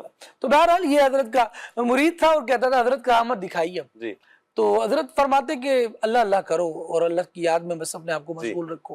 ایک دن آپ کو کہیں جانا تھا، دریائی سفر کرنا تھا، ایک کنارے سے دوسرے کنارے جانا تھا، تو اپنی سواری پر آئے، اور جو یہ خادم تھا جو بار بار کرامتیں سناتا تھا، تو اس نے کہا کہ حضرت کرامت دکھائیے نا۔ صحیح ہو گیا۔ تو حضرت کو بس ذوق آیا اور فرمایا چلو پھر۔ ہونا تو یہ تھا کہ اپنی سواری سے اترتے، جس جانور پر سوار ہو کر گھوڑے پر آپ تشریف لا رہے تھے، تو اس سے اترتے کشتی میں بیٹھتے اور اپنا سفر طے کر لیتے۔ آپ نے ایسا نہیں کیا، بلکہ چلتے رہے، اپنی سواری سے اترے ہی نہیں، اور جو لوگ دیکھ رہے تھے ان کو منظر ایسا لگا کہ گویا آپ سوار اور خادم سمیت سمندر میں تشریف لے گئے، آنکھوں سے اوجھل ہو گئے۔ لیکن کچھ ہی وقت گزرا تو سمندر کے دوسری طرف، یا جو پانی کا وہ راستہ تھا اس کے دوسری طرف جب نظر آئے تو لوگ دیکھ کر حیران ہو گئے، اور پھر عقیدت میں آپ کے پیچھے پیچھے ہوئے، اور آپ تک پہنچنے کے بعد کوئی آپ کے قدم چوم رہا ہے، کوئی دست بوسی کر رہا ہے، اور آپ رحمۃ اللہ تعالی علیہ اسی خادم کی طرف توجہ فرما کر کہہ رہے ہیں یہ تو کوئی بھی کر لیتا ہے، اصل کام تو اپنے آپ کو یاد خدا کے ساتھ مشغول۔ اللہ اکبر، اللہ اکبر۔ تو جو اصل ہے نا بندہ اس پر باقی رہے۔ کوئی چیز سننے دیکھنے کے بعد بندے نے واہ واہ کی اور اس کے بعد پھر وہ غائب بھی ہو گیا۔ لوگ ایسے ہوتے ہیں کہ بہت کمال کی باتیں بیان کرنے والے بیان کر رہے ہوتے ہیں، سننے والے سن کر واہ واہ کرتے ہیں، لیکن سوال یہ ہے کہ اس کے بعد عمل کی طرف کتنا آئے۔ تو یہ وہ لوگ تھے جو لوگوں کو بلا بلا کر عمل کی طرف لاتے تھے۔ آپ رحمۃ اللہ تعالی علیہ کا وصال شریف جمعۃ المبارک کو عصر کی نماز کے وقت ہوا، اور 21 ذوالقعدہ تاریخ تھی، 1115 ہجری تھی، یعنی تقریباً 400-500 سال پہلے آپ رحمۃ اللہ تعالی علیہ نے وصال فرمایا۔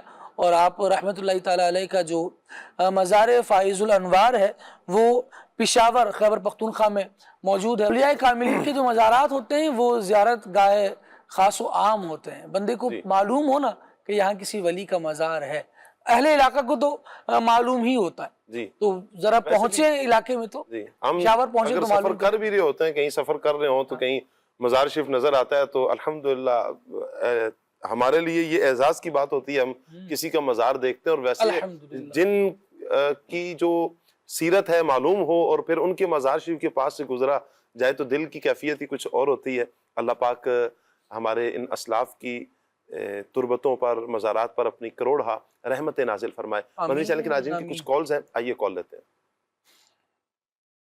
ماشاء اللہ، کھلے آنکھ صلی اللہ کہتے کہتے بہت ہی پیارا سلسلہ ہے۔ مجھے یہ کلام سنا دے، یا خدا حج پہ بلا آنکھ میں کعبہ دیکھوں،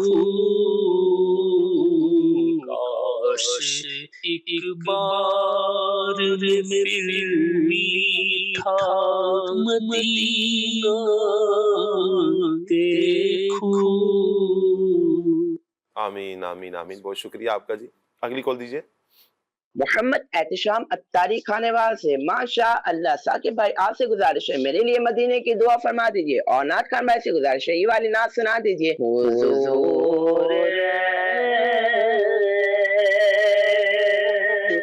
سا کوئی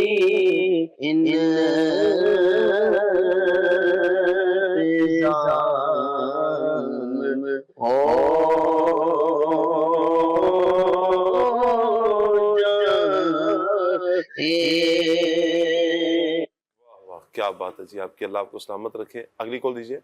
اخلاق اتاری راولپنڈی سے بول رہا ہوں۔ ماشاءاللہ کھلے آنکھ صلی اللہ کہتے کہتے میں آج خالد بھائی کی آمد مرحبا۔ نعت خان بھائی سے یہ عرض ہے کہ یہ والا کلام سنا دیں، میرا گدا میرا منگتا میرا غلام آئے۔ شکریہ آپ کا جی، خوش رہیں، آباد رہیں۔ اگلی کال دیجیے۔ قمر زمان اتاری پنڈ رخام ٹوبہ سے، نعت خان اسلامی بھائی سے یہ گزارش ہے کہ مجھے یہ کلام سنا دیں۔ لگاتے ہیں نعرہ یہ ایمان والے، محمد ہمارے بڑی شان والے۔ بہت شکریہ آپ کا جی، اللہ سلامت رکھے۔ ایک اور کال لے رہے ہیں ہم۔ محمد ارسلان اتاری مدینہ الاولیاء ملتان شریف سے بات کر رہا ہوں۔ کھلے آنکھ صلی اللہ کہتے کہتے میں آج کا موضوع بہت ہی پیارا ہے۔ نعت کا اسلام بھائی آپ سے عرض کہ آپ یہ والا کلام سنا دے، کرے چارہ سازی زیارت کسی کی۔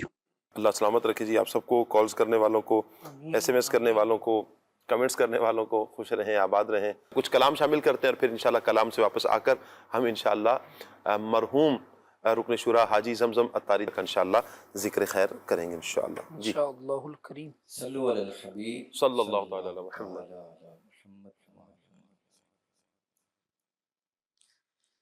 میرا دل اور میری جان مدینے والے، میرا دل اور میری جان مدینے والے، تجھ پہ سو جان سے قربان، تجھ پہ سو جان سے قربان مدینے والے، میرا عشق بھی تو، میری جان بھی تو، میرا دل بھی تو، دلدار بھی تو، میرا زند بھی تو، دلدار بھی تو، مل نبیاں دا سلطان بھی تو، نالے عرشاں دا مہمان بھی تو، نالے عرشاں دا مہمان بھی تو، میری جند بھی تو، میری جان بھی تو، میرا مان بھی تو، تران بھی تو، میں مکتی گل مکا دیوا، میرا دین بھی تو، ایمان بھی تو، تجھ پہ سو جان سے قربان مدینے والے، اور لکھ دے لکھ دے میری قسمت میں مدینہ، لکھ دے لکھ دے لکھ دے میرے آقا، لکھ دے لکھ دے میرے آقا، لکھ دے لکھ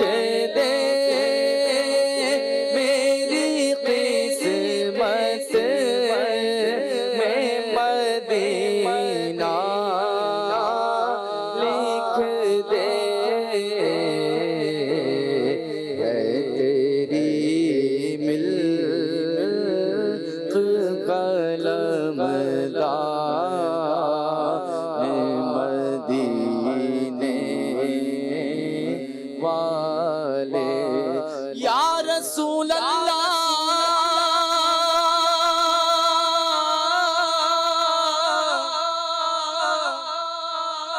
بڑی غریبی ہے مجبور ہو گئے ہیں ہم تمہارے در سے بہت دور ہو گئے ہیں ہم جو حکم ہو تو مدینے میں گھومنے آئے دیار پاک کی دیوار چومنے آئے اگر حضور کے روضے کی دید ہو جائے قسم خدا کی قسم خدا کی ہم غریبوں کی عید ہو جائے لکھ دے میری قسمت میں مدینہ لکھ دے تیری ملک قلم مدینے والے تجھ پہ سو جان سے قربان مدینے والے بہر دیدار مشتاق ہے ہر نظر دونوں عالم کے سرکار آ جائیے آقا آ جائیے آقا آ جائیے آقا آ جائیے آقا آ جائیے چاندنی رات ہے آقا چاندنی رات ہے آقا چاندنی رات ہے اور پچھلا پہر دونوں عالم کے سرکار آ جائیے آقا آ جائیے آقا آ جائیے چاند کو توڑ کے پھر جوڑنے والے آجا آجا آجا میرے مدنی آجا دیدار کرا جا میرے مدنی آجا ہم بھی پھوٹی ہوئی تقدیر لیے بیٹھے ہیں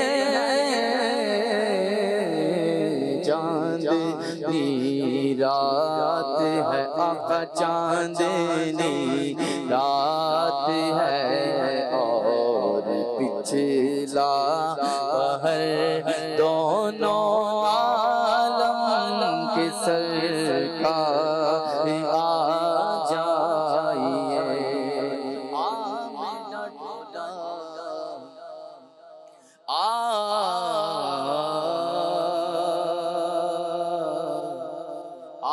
میرا ڈھولا گھراں بیٹھی زاری میں مکدی مقاماں تو جتیوں میں ہاری حکیمہ طبیبہ اے بس دیے گل نہیں سونے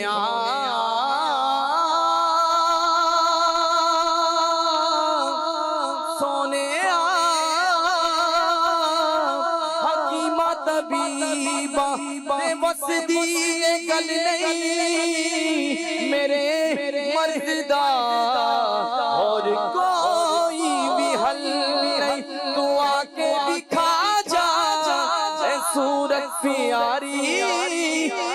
मुकदी मुकावा पुजदिया बिहारी आका आ जाइए, आका आ जाइए, आका आ जाइए। आमीन आमीन। अल्लाह करे अल्लाह हम सब को और तमाम देखने वालों को, बाद में जो देखें उन सबको प्यारे आका सल्लल्लाहु ताला अलैहि वसल्लम का दीदार नसीब हो जाए। अल्लाह करे कि दीदार नसीब हो, अल्लाह पाक रहमत की नज़र फरमाए। मदनी चैनल के नाज़रीन, हमारे पास एक बड़ा प्यारा पैकेज है मरहूम रुकन शुरा हाजी जमजम रहमतुल्लाहि ताला अलैह के हवाले से। आइए पैकेज देखते हैं। अल्लाह वाले, अल्लाह वाले। उलमाए किराम फरमाते हैं कि ईमान की हिफाजत का एक जरिया किसी पीर कामिल का मुरीद होना भी है, और जो किसी पीर का मुरीद होता है अल्हम्दुलिल्लाह इस निस्बत की बरकत पाते ही वो दुनिया और आखिरत की बहुत सारी भलाइयाँ हासिल करता है। यूं तो इस राह के कई मुसाफिर बनते हैं। जी हाँ, बहुत से अफराद जो इस वक्त भी मुझे मदनी चैनल पर सुन रहे हैं किसी न किसी सिलसिले से बैत होंगे, लेकिन कई ऐसे खुश नसीब होते हैं कि जो अपने पीर कामिल की दी हुई तरबियत के शाहकार होते हैं, जिनकी ज़िंदगी दूसरों के लिए एक बेहतरीन मशअले राह होती है। जी हाँ, मैं बात कर रहा हूँ इस दौर में गुजरे हुए एक बहुत ही प्यारे इस्लामी भाई, जिनका यूं तो नाम जावेद था और इनकी कुनियत अबू जुनैद थी, और आज ज़माना इनको हाजी जमजम रज़ा अत्तारी के नाम से याद करता है। हाजी जमजम रज़ा अत्तारी 10 सितंबर 1965 14 जुमादुल उला 1385 हिजरी को पाकिस्तान के सूबा सिंध के शहर हैदराबाद में पैदा हुए। आप रहमतुल्लाह ताला अलैह ने अपनी ज़िंदगी तकवा, परहेजगारी, सब्र, शुक्र और अल्लाह की इबादत में गुजारी। ज़िंदगी का एक यादगार सफ़र मदीना होता है। जी हाँ, हाजी जमजम रज़ा अत्तारी वो खुशनसीब इस्लामी भाई हैं जिन्होंने सन 2000 में अपने मुर्शिद करीम अमीर अहले सुन्नत हज़रत अल्लामा मौलाना अबू बिलाल मोहम्मद इलियास सत्तार कादरी रज़वी दामद बरकातुहुल आलिया के साथ मदीने का सफ़र किया, हज का सफ़र किया। अबू जुनैद हाजी जमजम रज़ा अत्तारी 15 रमज़ान शरीफ 1425 सने हिजरी बमुताबिक 30 अक्टूबर 2004 सने ईस्वी को दावत इस्लामी की मरकजी मजलिस शुरा के रुकन बने और अल्हम्दुलिल्लाह ता हयात इस मनसब पर फाइज भी रहे। दावत इस्लामी का अजीम सरमाया रुकन शुरा हाजी जमजम रज़ा अत्तारी 21 ज़िक़ादा शरीफ 1433 सने हिजरी 8 अक्टूबर 2012 पीर और मंगल की दरमियानी रात करीबन 11:45 पर कराची में इंतकाल फरमा गए। अमीर अहले सुन्नत दामद बरकातुहुल आलिया ने अपने इस मुरीद कामिल की नमाज जनाजा पढ़ाई। दावत इस्लामी की मरकजी मजलिस शुरा के मरहूम रुकन अबू जुनैद हाजी जमजम रज़ा अत्तारी का मज़ार शरीफ सहरा मदीना सुपर हाईवे कराची में मरजाए खलाइक है, और अल्हम्दुलिल्लाह ये वो मकाम है कि जहाँ पर दुआएं कबूल होती हैं। अल्लाह पाक हाजी जमजम रज़ा अत्तारी की खिदमत दावत इस्लामी, खिदमत दीनिया कबूल फरमाए और इनकी बरकतों से हमें भी फैज़ियाब अता फरमाए, हमें भी दावत इस्लामी के दीनी माहौल और अमीर अहले सुन्नत की ग़ुलामी पर इस्तिक़ामत नसीब फरमाए। आमीन बिजाहि ख़ातमिन नबिय्यीन सल्लल्लाहु अलैहि वसल्लम। सल्लु अलल हबीब सल्लल्लाहु अला मुहम्मद। अल्लाह वाले, अल्लाह वाले। अल्लाह पाक हमारे प्यारे प्यारे मरहूम रुकन शुरा हाजी जमजम रज़ा अत्तारी दामद बरकातुहुल आलिया के मज़ार पर, क़ब्र मुबारक पर अल्लाह पाक अपनी करोड़हा रहमतें नाज़िल फरमाए। अल्लाह ताला उन्हें कब्र को उनकी रोशन फरमाए, ताहद्द निगाह वसी फरमाए, नबी करीम सल्लल्लाहु अलैहि वसल्लम के नूर से अल्लाह पाक मुनव्वर फरमाए। आप ज़ियारत भी फरमा रहे हैं, सुभान अल्लाह। हाजी जमजम साहब रहमतुल्लाहि ताला अलैह के मज़ार शरीफ की कब्र मुबारक की ज़ियारत कर रहे हैं। اللہ پاک ان کی قبر پر اپنی کروڑ رحمتیں نازل فرمائے. جیسے اوپر پھول مہک رہے ہیں، اللہ کرے کہ قبر کے اندر جنت کے پھول مہکیں، جنت کی خوشبوئیں آئیں، جنتی حلے میں اللہ پاک ان کے کفن کو تبدیل فرمائے. اور جو انہوں نے کام کیے ہیں، دینی کام کیے ہیں، جو ان کی دینی مصروفیات رہی ہیں، اللہ پاک وہ سب قبول فرمائے، تمام نیکیاں قبول فرمائے اور ان کے لیے اور ہم سب کے لیے نجات کا ذریعہ بنے. اللہ پاک رحمت کی نظر فرمائے. عابد بھائی، حاجی صاحب کا ایک بڑا پیارا ایک سلسلہ تھا نیک اعمال، مدنی انعامات بھی کہا جاتا تھا، نیک اعمال، اس حوالے سے آپ کا بھی ایک تعلق رہا ہے حاجی صاحب سے؟ میری ملاقات کئی بار ہوئی الحمدللہ ان سے، اور میں انہی کے شعبے میں بھی تھے آپ؟ جی شعبہ ان کا تھا نا مکتوبات تعویذات طریہ، یہ ان کا شعبہ ذمہ داری شورستہ پر تھی. صحیح. تو اس وقت کیونکہ اس کا نام مکتوبات تعویذات طریہ نام تھا، اچھا، تو آپ مشورہ لیا کرتے تھے، تو اس میں بھی پڑھنے کے ساتھ ساتھ کچھ یہ خدمت بھی کیا کرتا تھا. ماشاءاللہ. تو مشورہ لینے کے بعد جیسے ان کے صاحبزادوں کا ذکر ہے، بیان ہے کہ ہمیں بھی کوئی بات سمجھاتے تو سمجھانے کے بعد میں آج معافی مانگا کرتے کہ دل دکھ گیا ہو تو مجھے معاف کر دے، اولاد سے معافی مانگا کرتے. اللہ. تو مشورہ لیا کرتے تھے جب، تو اس کے اندر بھی ایسا ہی تھا، مشورہ جیسے ہینڈ ہو جاتا نا سارا کچھ، تو پھر یوں کہتے ہاتھ جوڑ کہتے کوئی بات بری لگی ہو مجھے معاف کر دینا، کوئی بات بری لگی مجھے معاف کر. نگران وہاں جتنے بیٹھے سب سے بڑے نگران ہیں، اور پھر کہہ رہے ہیں کہ کوئی بات بری لگی ہو معاف کر دینا. بڑی عاجزی کے ماشاءاللہ ان کے اندر عاجزی تھی، اور طلباء سے محبت کیا کرتے تھے. امیر اہل سنت کا جب حیدرآباد میں آپریشن ہوا تھا تو اس وقت میں وہاں پر حاضر ہوا، تو وہاں پر کیونکہ ہر ایک کو آگے جانے کا نہیں تھا، تو اس وقت کیونکہ مجھے جانتے تھے کچھ، تو یہ میری خوش نصیبی تھی. تو مجھے جب انہوں نے دیکھا کہ طالب علم آیا ہوا ہے یہاں پر، تو مجھے جو ہے بڑی شفقت اور محبت کے ساتھ جو ہے وہ امیر اہل سنت تک پہنچا دیا. میں ان کے ایسا احسان کو نہیں بھولتا. تو یوں کہیے کہ طلباء کے ساتھ بڑی محبت کیا کرتے تھے، اور جب بھی کسی سے ملا کرتے تھے تو اس کے ساتھ ساتھ عمل کی طرف یوں کہیے کہ ہر دم جو ہے نا ان کو ایک نیک اعمال کا جو سمجھے کہ بس اس کو آگے بڑھانا ہے، اس کو آگے چلنا ہے. یہاں تک کہ امیر اہل سنت نے مدنی مذاکروں، خصوصی مدنی مذاکروں میں، اور اس طرح ارشاد فرمایا کہ جتنے یہ آپ جو نیک اعمال دیکھ رہے ہیں، مدنی انعامات جس کا نام تھا پہلے، یہ جو شروع ہوئے ہیں یہ حاجی زمزم کی وجہ سے شروع ہوئے. کیا بات ہے. انہی کے مشورے سے شروع ہوئے ہیں. پہلے یہ 21 تھے، پھر اتنے ہوئے، پھر اتنے ہوئے. تو چال مدینہ کے لیے جو اسلام کے ساتھ جایا کرتے تھے تو ان کے لیے سوالات، یہ سوال ہیں، اس پہ عمل کریں. تو حاجی زمزم نے مشورہ دیا کیوں نہ ہم اس کو یہ نام دے دیں، تو اور پھر اس کو بڑھا دیں.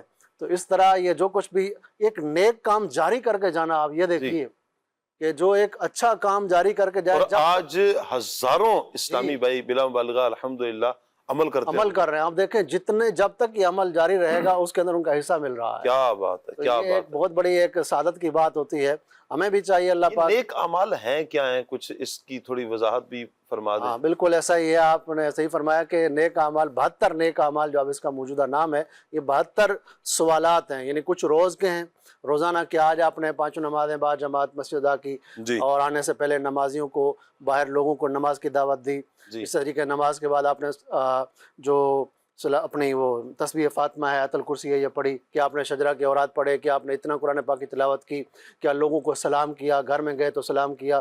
یہ جو کچھ بھی ہے یہ روزانہ کے ہیں. تو اسی طریقے سے ہفتہ وار اجتماع کے اندر آپ آئے، مدنی انعامات ماشاءاللہ زیارت بھی فرمائیں، بات کرنے کا یہ سارے زندگی کے بھی کچھ ہیں. آپ زندگی کے اندر کیا آپ نے یہ عمل کر لیے، یوں سمجھے زندگی سنوارنے کا ایک بہترین گلدستہ امیر اہل سنت نے عطا فرمایا ہے. یہ یوں ہارڈ کاپی کے اندر بھی ہے، اور ساتھ ساتھ آپ موبائل کے اندر اپلیکیشن کے اندر اگر آپ نیک اعمال کے سرچ کریں گے اس کو، تو انشاءاللہ رضی دعوت اسلامی کی جو ایپ ہے وہاں پر آپ کو یہ وہاں پر بھی مل جائے گی. اس کی اپلیکیشن کے اندر، صورت کے اندر بھی اگر یوں لے لیں تو یہ آسان ہے، اور موبائل سے اس کو ٹک مار کرنا چاہیں تو اس کے اندر بھی ٹک مار کر سکتے ہیں. یہ آپ دیکھ سکتے ہیں مدنی چینل کے ناظرین کہ یہ کچھ خانے بنے ہوئے ہیں، 30 دن کے بنے ہوئے ہیں. اوپر سوالات لکھے ہوئے ہیں، پھر نیچے آپ نے اس کا آنسر خود ہی دینا ہے. صاحب ان کو خود ہی دینا ہے. اور اس کی ایک بات بتاؤں میں، محاسبہ کرنا ہے آپ نے.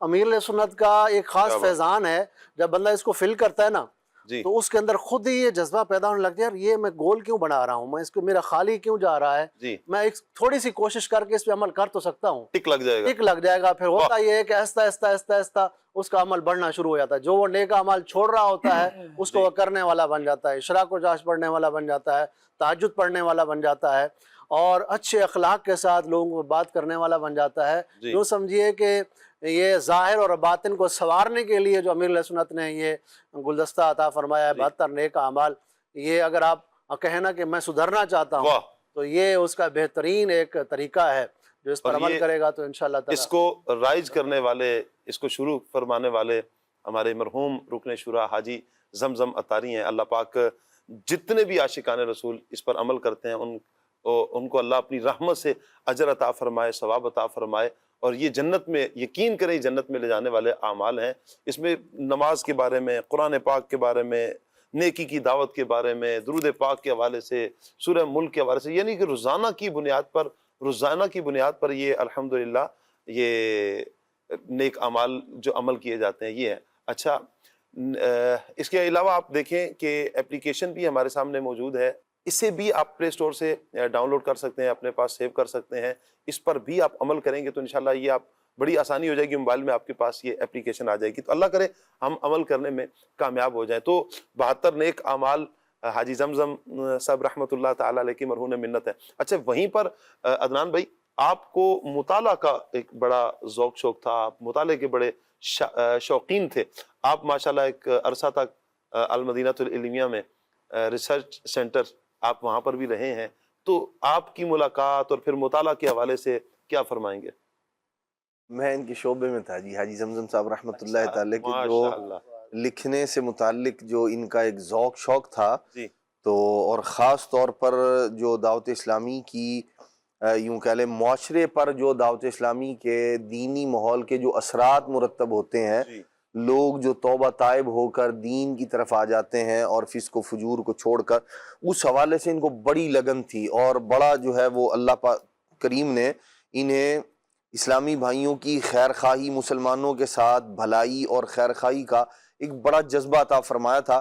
اچھا، ماشاءاللہ بڑے جو ہے نا وہ مطالعے کے یوں شوقین تھے کہ تقریباً جو ہے نا وہ مطالعہ کرتے ہی رہا کرتے تھے، کسی کتاب کے بارے میں پتہ چلا، کسی بزرگ کی جو ہے وہ سیرت کے حوالے سے، تو مختلف انداز میں، اور ماشاءاللہ ان کے پاس جو ہے وہ کتابیں، رسالے کچھ نہ کچھ ان کی جیب کے اندر موجود ہی رہا کرتے تھے وہ ہر وقت، یعنی ماشاءاللہ ان کا جو ایک انداز تھا، اور پھر لکھنے کا بھی بڑا شوق تھا ان کو، یعنی جو کوئی بات اس طرح کی امیر علیہ سنت سے متعلق، دعوت اسلامی کے دینی ماحول سے متعلق پیڈ ہوا کرتا، فوراً نکالنا اور لکھ لینا، اور ماشاءاللہ پیر صاحب سے جو ان کی محبت تھی وہ بھی با کمال اور مثال تھی۔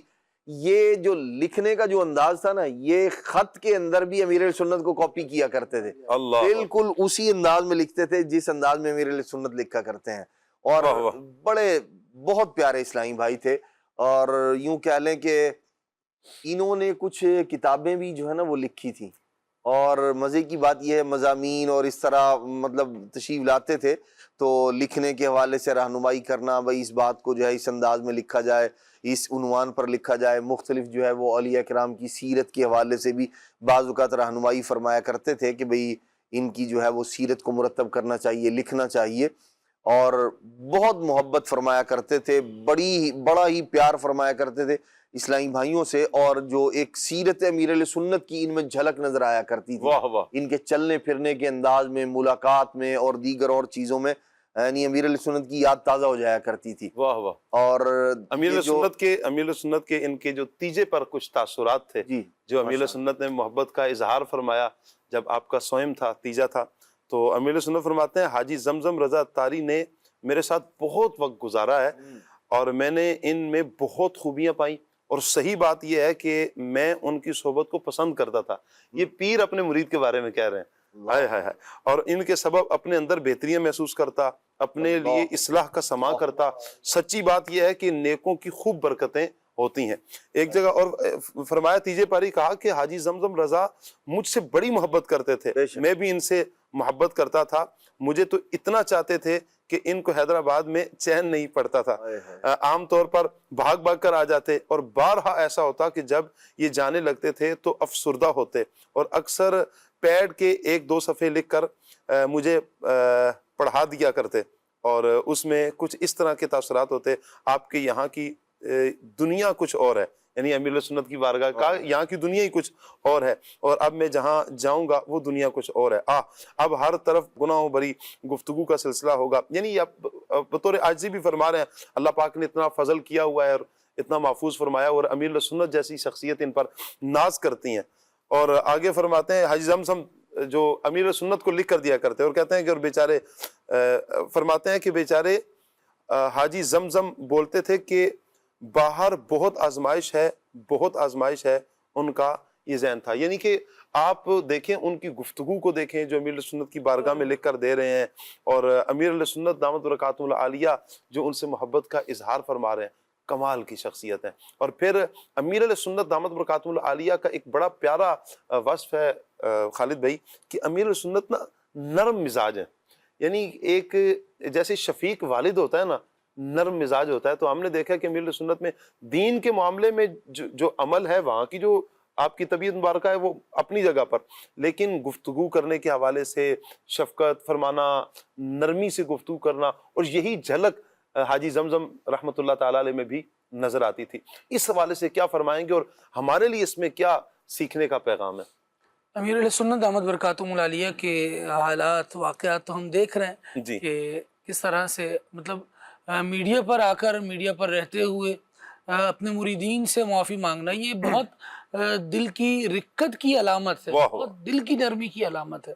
اور الحمدللہ جو مریدین امیر علیہ سنت کے جتنے قریب ہوتے ہیں تو وہ اتنی امیر علیہ سنت کی سیرت کو اپنانے کی ہم دیکھتے ہیں کوشش کرتے ہیں, چاہے وہ یوں نام کے طور پر معروف نہ بھی ہوں جی, لیکن دعوت اسلامی والا الیاس قادری صاحب کا مرید جو ہے نا وہ الگ ہی پہچان لیا جاتا ہے, وہ لاکھوں میں ایک ہوتا ہے, اس کا کردار بتا رہا ہوتا ہے. اور حاجی زمزم رحمت اللہ تعالی علیہ کو آپ پہلی جھلک میں دیکھیں نا جی, تو بتا دیتے تھے یہ کہ یہ الیاس قادری صاحب کے مرید. واہ واہ واہ واہ واہ, لفظوں میں نرمی, واہ واہ, لہجے میں نرمی, اور پھر دل کی نرمی وہ مثالی, وہ ان کے جذبات سے, ان کے مختلف ایکٹیویٹیز سے نظر آتی تھی. جی, اب کسی کو سمجھانا چاہتے, جیسے ہم سے اگر کبھی ہم خدمت میں حاضر ہو گئے تو بیٹا بیٹا کر کے, طالب علم تھے ہم سب, تو بیٹا بیٹا کر کے بات کرتے تھے, اور وہ بیٹا کہنے میں جو اپنائیت ہوتی تھی نا,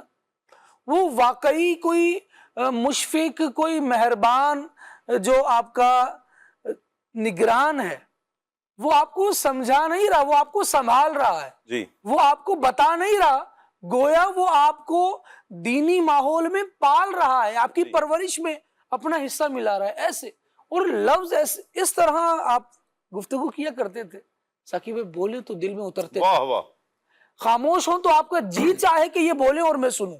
جی, نرمی اور شفقت اتنی کہ جیسے آپ کی والدہ محترمہ کا بیان بھی یہ اس بارے میں آیا کہ میرے بیٹے کی یہ کوشش ہوتی تھی کہ کسی کا دل نہ دکھے میرے, اللہ اکبر, اور ہم آپ کی کردار میں بار بار یہ دیکھتے ہیں, چھوٹے بڑے ہر ایک سے انتہائی محبت کے ساتھ, انتہائی شفقت کے ساتھ. بیٹا مطلب یوں تک کہتے ہوئے سنا گیا, بیٹا اب ہماری عمر ہو گئی, یہ غلطیاں کر جاتے ہیں, آپ معاف کر دینا. مطلب حالانکہ وہی بات تھی کہ یہ خاموش ہو جائے تو جی چاہے کہ یہ کچھ کہیں تو ہم سنیں. ایسا ہمدردانہ اور مشفقانہ انداز تھا. یعنی جو اوصاف آپ ایک نیکی کی دعوت دینے والے فرد میں ایزیوم بھی کریں نا کہ یار یہ ہو جانا چاہیے, اور اس کے بعد حاجی زمزم رحمۃ اللہ تعالی علیہ کو سامنے رکھے تو آپ کو حاجی زمزم کی سیرت میں پہلے سے وہ وصف موجود نظر آئے گا. اتنی ہمدردی آپ کی طبیعت میں تھی, اور ہمدردی ہوتی ہے جو بندے کو ایک عمل کی طرف لاتی ہے اور بندے کے دل میں آپ کی اہمیت کو بڑھا دیتی ہے. جیسے آپ نے بھی وہ امیر علیہ سنت کے الفاظ حضرت کے بارے میں بیان کیے, اور حضرت کی جو تحریریں امیر علیہ سنت کی بارگاہ میں آتی تھی تو وہ یوں کہ حضرت بس آپ کے یہاں کی دنیا الگ ہے, باہر کی دنیا الگ, یہ شاہ صاحب کیا ہے پتہ ہے؟ یہ دراصل انسان کے دل میں ماحول کے اثر کا احساس ہونا.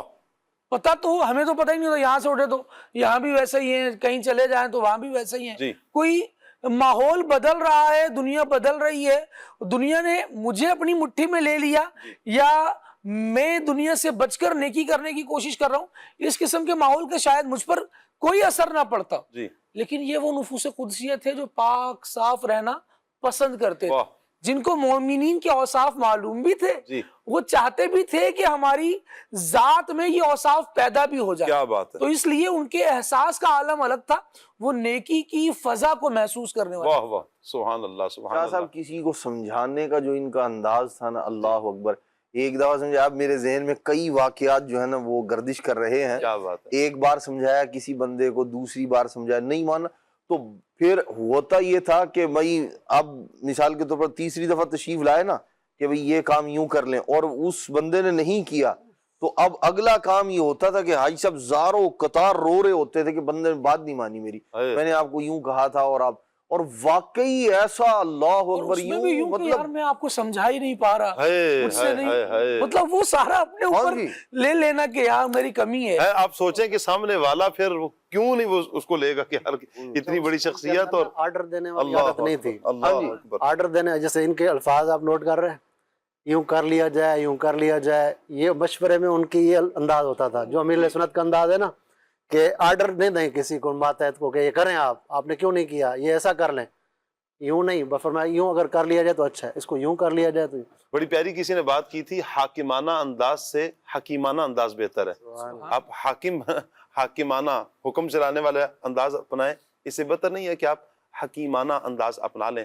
اللہ پاک رحمت کی نظر فرمائے. اللہ پاک ان دونوں نفوس قدسیہ کے مزارات پر اپنی کروڑہا رحمتیں نازل فرمائے، اور ان کے صدقے اللہ پاک مجھے، آپ کو، ہم سب کو اور ہماری نسلوں کو اللہ پاک نیک بنائے. نیک بننے کے لیے مدنی چینل کے ناظرین، ایک تو ہماری جو گفتگو ہوئی یہ 72 نیک اعمال، اس پر میں نے بھی، آپ نے بھی عمل کرنا ہے. آپ ایک مرتبہ میں آپ کو ریکویسٹ کروں گا، میری ریکویسٹ پر آپ ایک مرتبہ اس کو لے لیجئے، اس کو پڑھ لیجئے. آپ صرف اسے 2-3 دن صرف بھلے آپ پڑھنا شروع کر دیں، 1 دفعہ 2 دفعہ آپ پڑھیں گے، انشاءاللہ اللہ کی رحمت پر اتنا مجھے یقین ہے کہ ایک وقت آئے گا کہ آپ کا دل کرے گا کہ میں اب اس پر عمل کروں، کیونکہ یہ وہ اعمال ہیں کہ جو جنت میں لے جانے والے اعمال ہیں. تو اس کو آپ خریدیں، ایک تو اس پر عمل کرنے کی نیت کر لیں، اور پھر یہ جو مہینہ ہے اس میں الحمدللہ قافلے جگہ جگہ سفر کر رہے ہیں، تو آپ قافلوں کے مسافر بھی بنیے. انشاءاللہ قافلوں میں بھی بہت کچھ سیکھنے کا موقع ملے گا. یہ وہ اعمال ہوں گے کہ جو اچھا قافلے میں جا کر بھی آپ کو اس پر عمل کرنے کا لطف ہی آپ کا مزے کو مزہ آ جائے گا. انشاءاللہ یوں کہیں کہ پریکٹس ہو جائے گی آپ کی قافلے میں جا کر نیک اعمال پر، 72 نیک اعمال پر عمل کرنے کی. ہر جمعرات کو ہفتہ وار سنت و برا اجتماع ہوتا ہے، اجتماع میں بھی شرکت کریں. ہر ہفتے کو قبلہ شیخ طریقت امیر علیہ سنت دامت برکاتہم العالیہ مدنی مذاکرہ فرماتے ہیں، تو مدنی مذاکرے میں بھی شرکت فرمائیں. تو یوں نیک لوگوں کے ساتھ وابستہ ہوں، دینی ماحول کے ساتھ وابستہ ہوں گے تو انشاءاللہ دونوں جہانوں کی بھلائیاں اللہ نے چاہا ہمارا مقدر ہوں گی. اللہ پاک سے دعا ہے اللہ پاک میری، آپ کی، ہم سب کی حاضری کو اپنی بارگاہ میں قبول فرمائے. دوران سلسلہ اگر ہم سے کوئی دانستہ طور پر یا غیر دانستہ طور پر جان بوجھ کر یا انجانے میں کوئی غلطی ہو گئی، معافی کے خواستگار رب کریم سے اللہ پاک ہماری خطاؤں سے درگزر فرمائے. آمین بجاہ خاتم النبیین صلی اللہ علیہ وسلم. سبحانک اللہم و بحمدک، اشہد ان لا الہ الا انت، استغفرک و اتوب الیک. بڑھتے ہیں صلاۃ والسلام کی طرف. تاجدار حرم اے شہنشاہ دی، تاجدار حرم اے شہنشاہ دی، تم پہ ہر دم کروڑوں درود و سلام ہو نگاہ کرم ہم پہ سلطان دی، تم پہ ہر دم کروڑوں درود و سلام. کوئی حسن عمل پاس میرے نہیں، کوئی حسن عمل پاس پھنس نہ جاؤں قیامت میں مولا، کہیں پھنس نہ جاؤں قیامت میں مولا، کہیں اے شفیع امم لاج رکھنا تمہیں، اے شفیع امم لاج رکھنا تمہیں، تم پہ ہر دم کروڑوں درود اور سلام۔ اب بلا لو مدینے میں عطار کو، اب بلا لو مدینے میں عطار کو، اپنے قدموں میں رکھ لو گناہگار کو، کوئی اس کے سوا آرزو ہی نہیں، تم پہ ہر دم کروڑوں درود اور سلام۔ تاجدار حرم اے شہنشاہ دی، تم پہ ہر دم کروڑوں درود اور سلام۔ کھلے آنکھ صلی علی کہتے کہتے، کھلے آنکھ صلی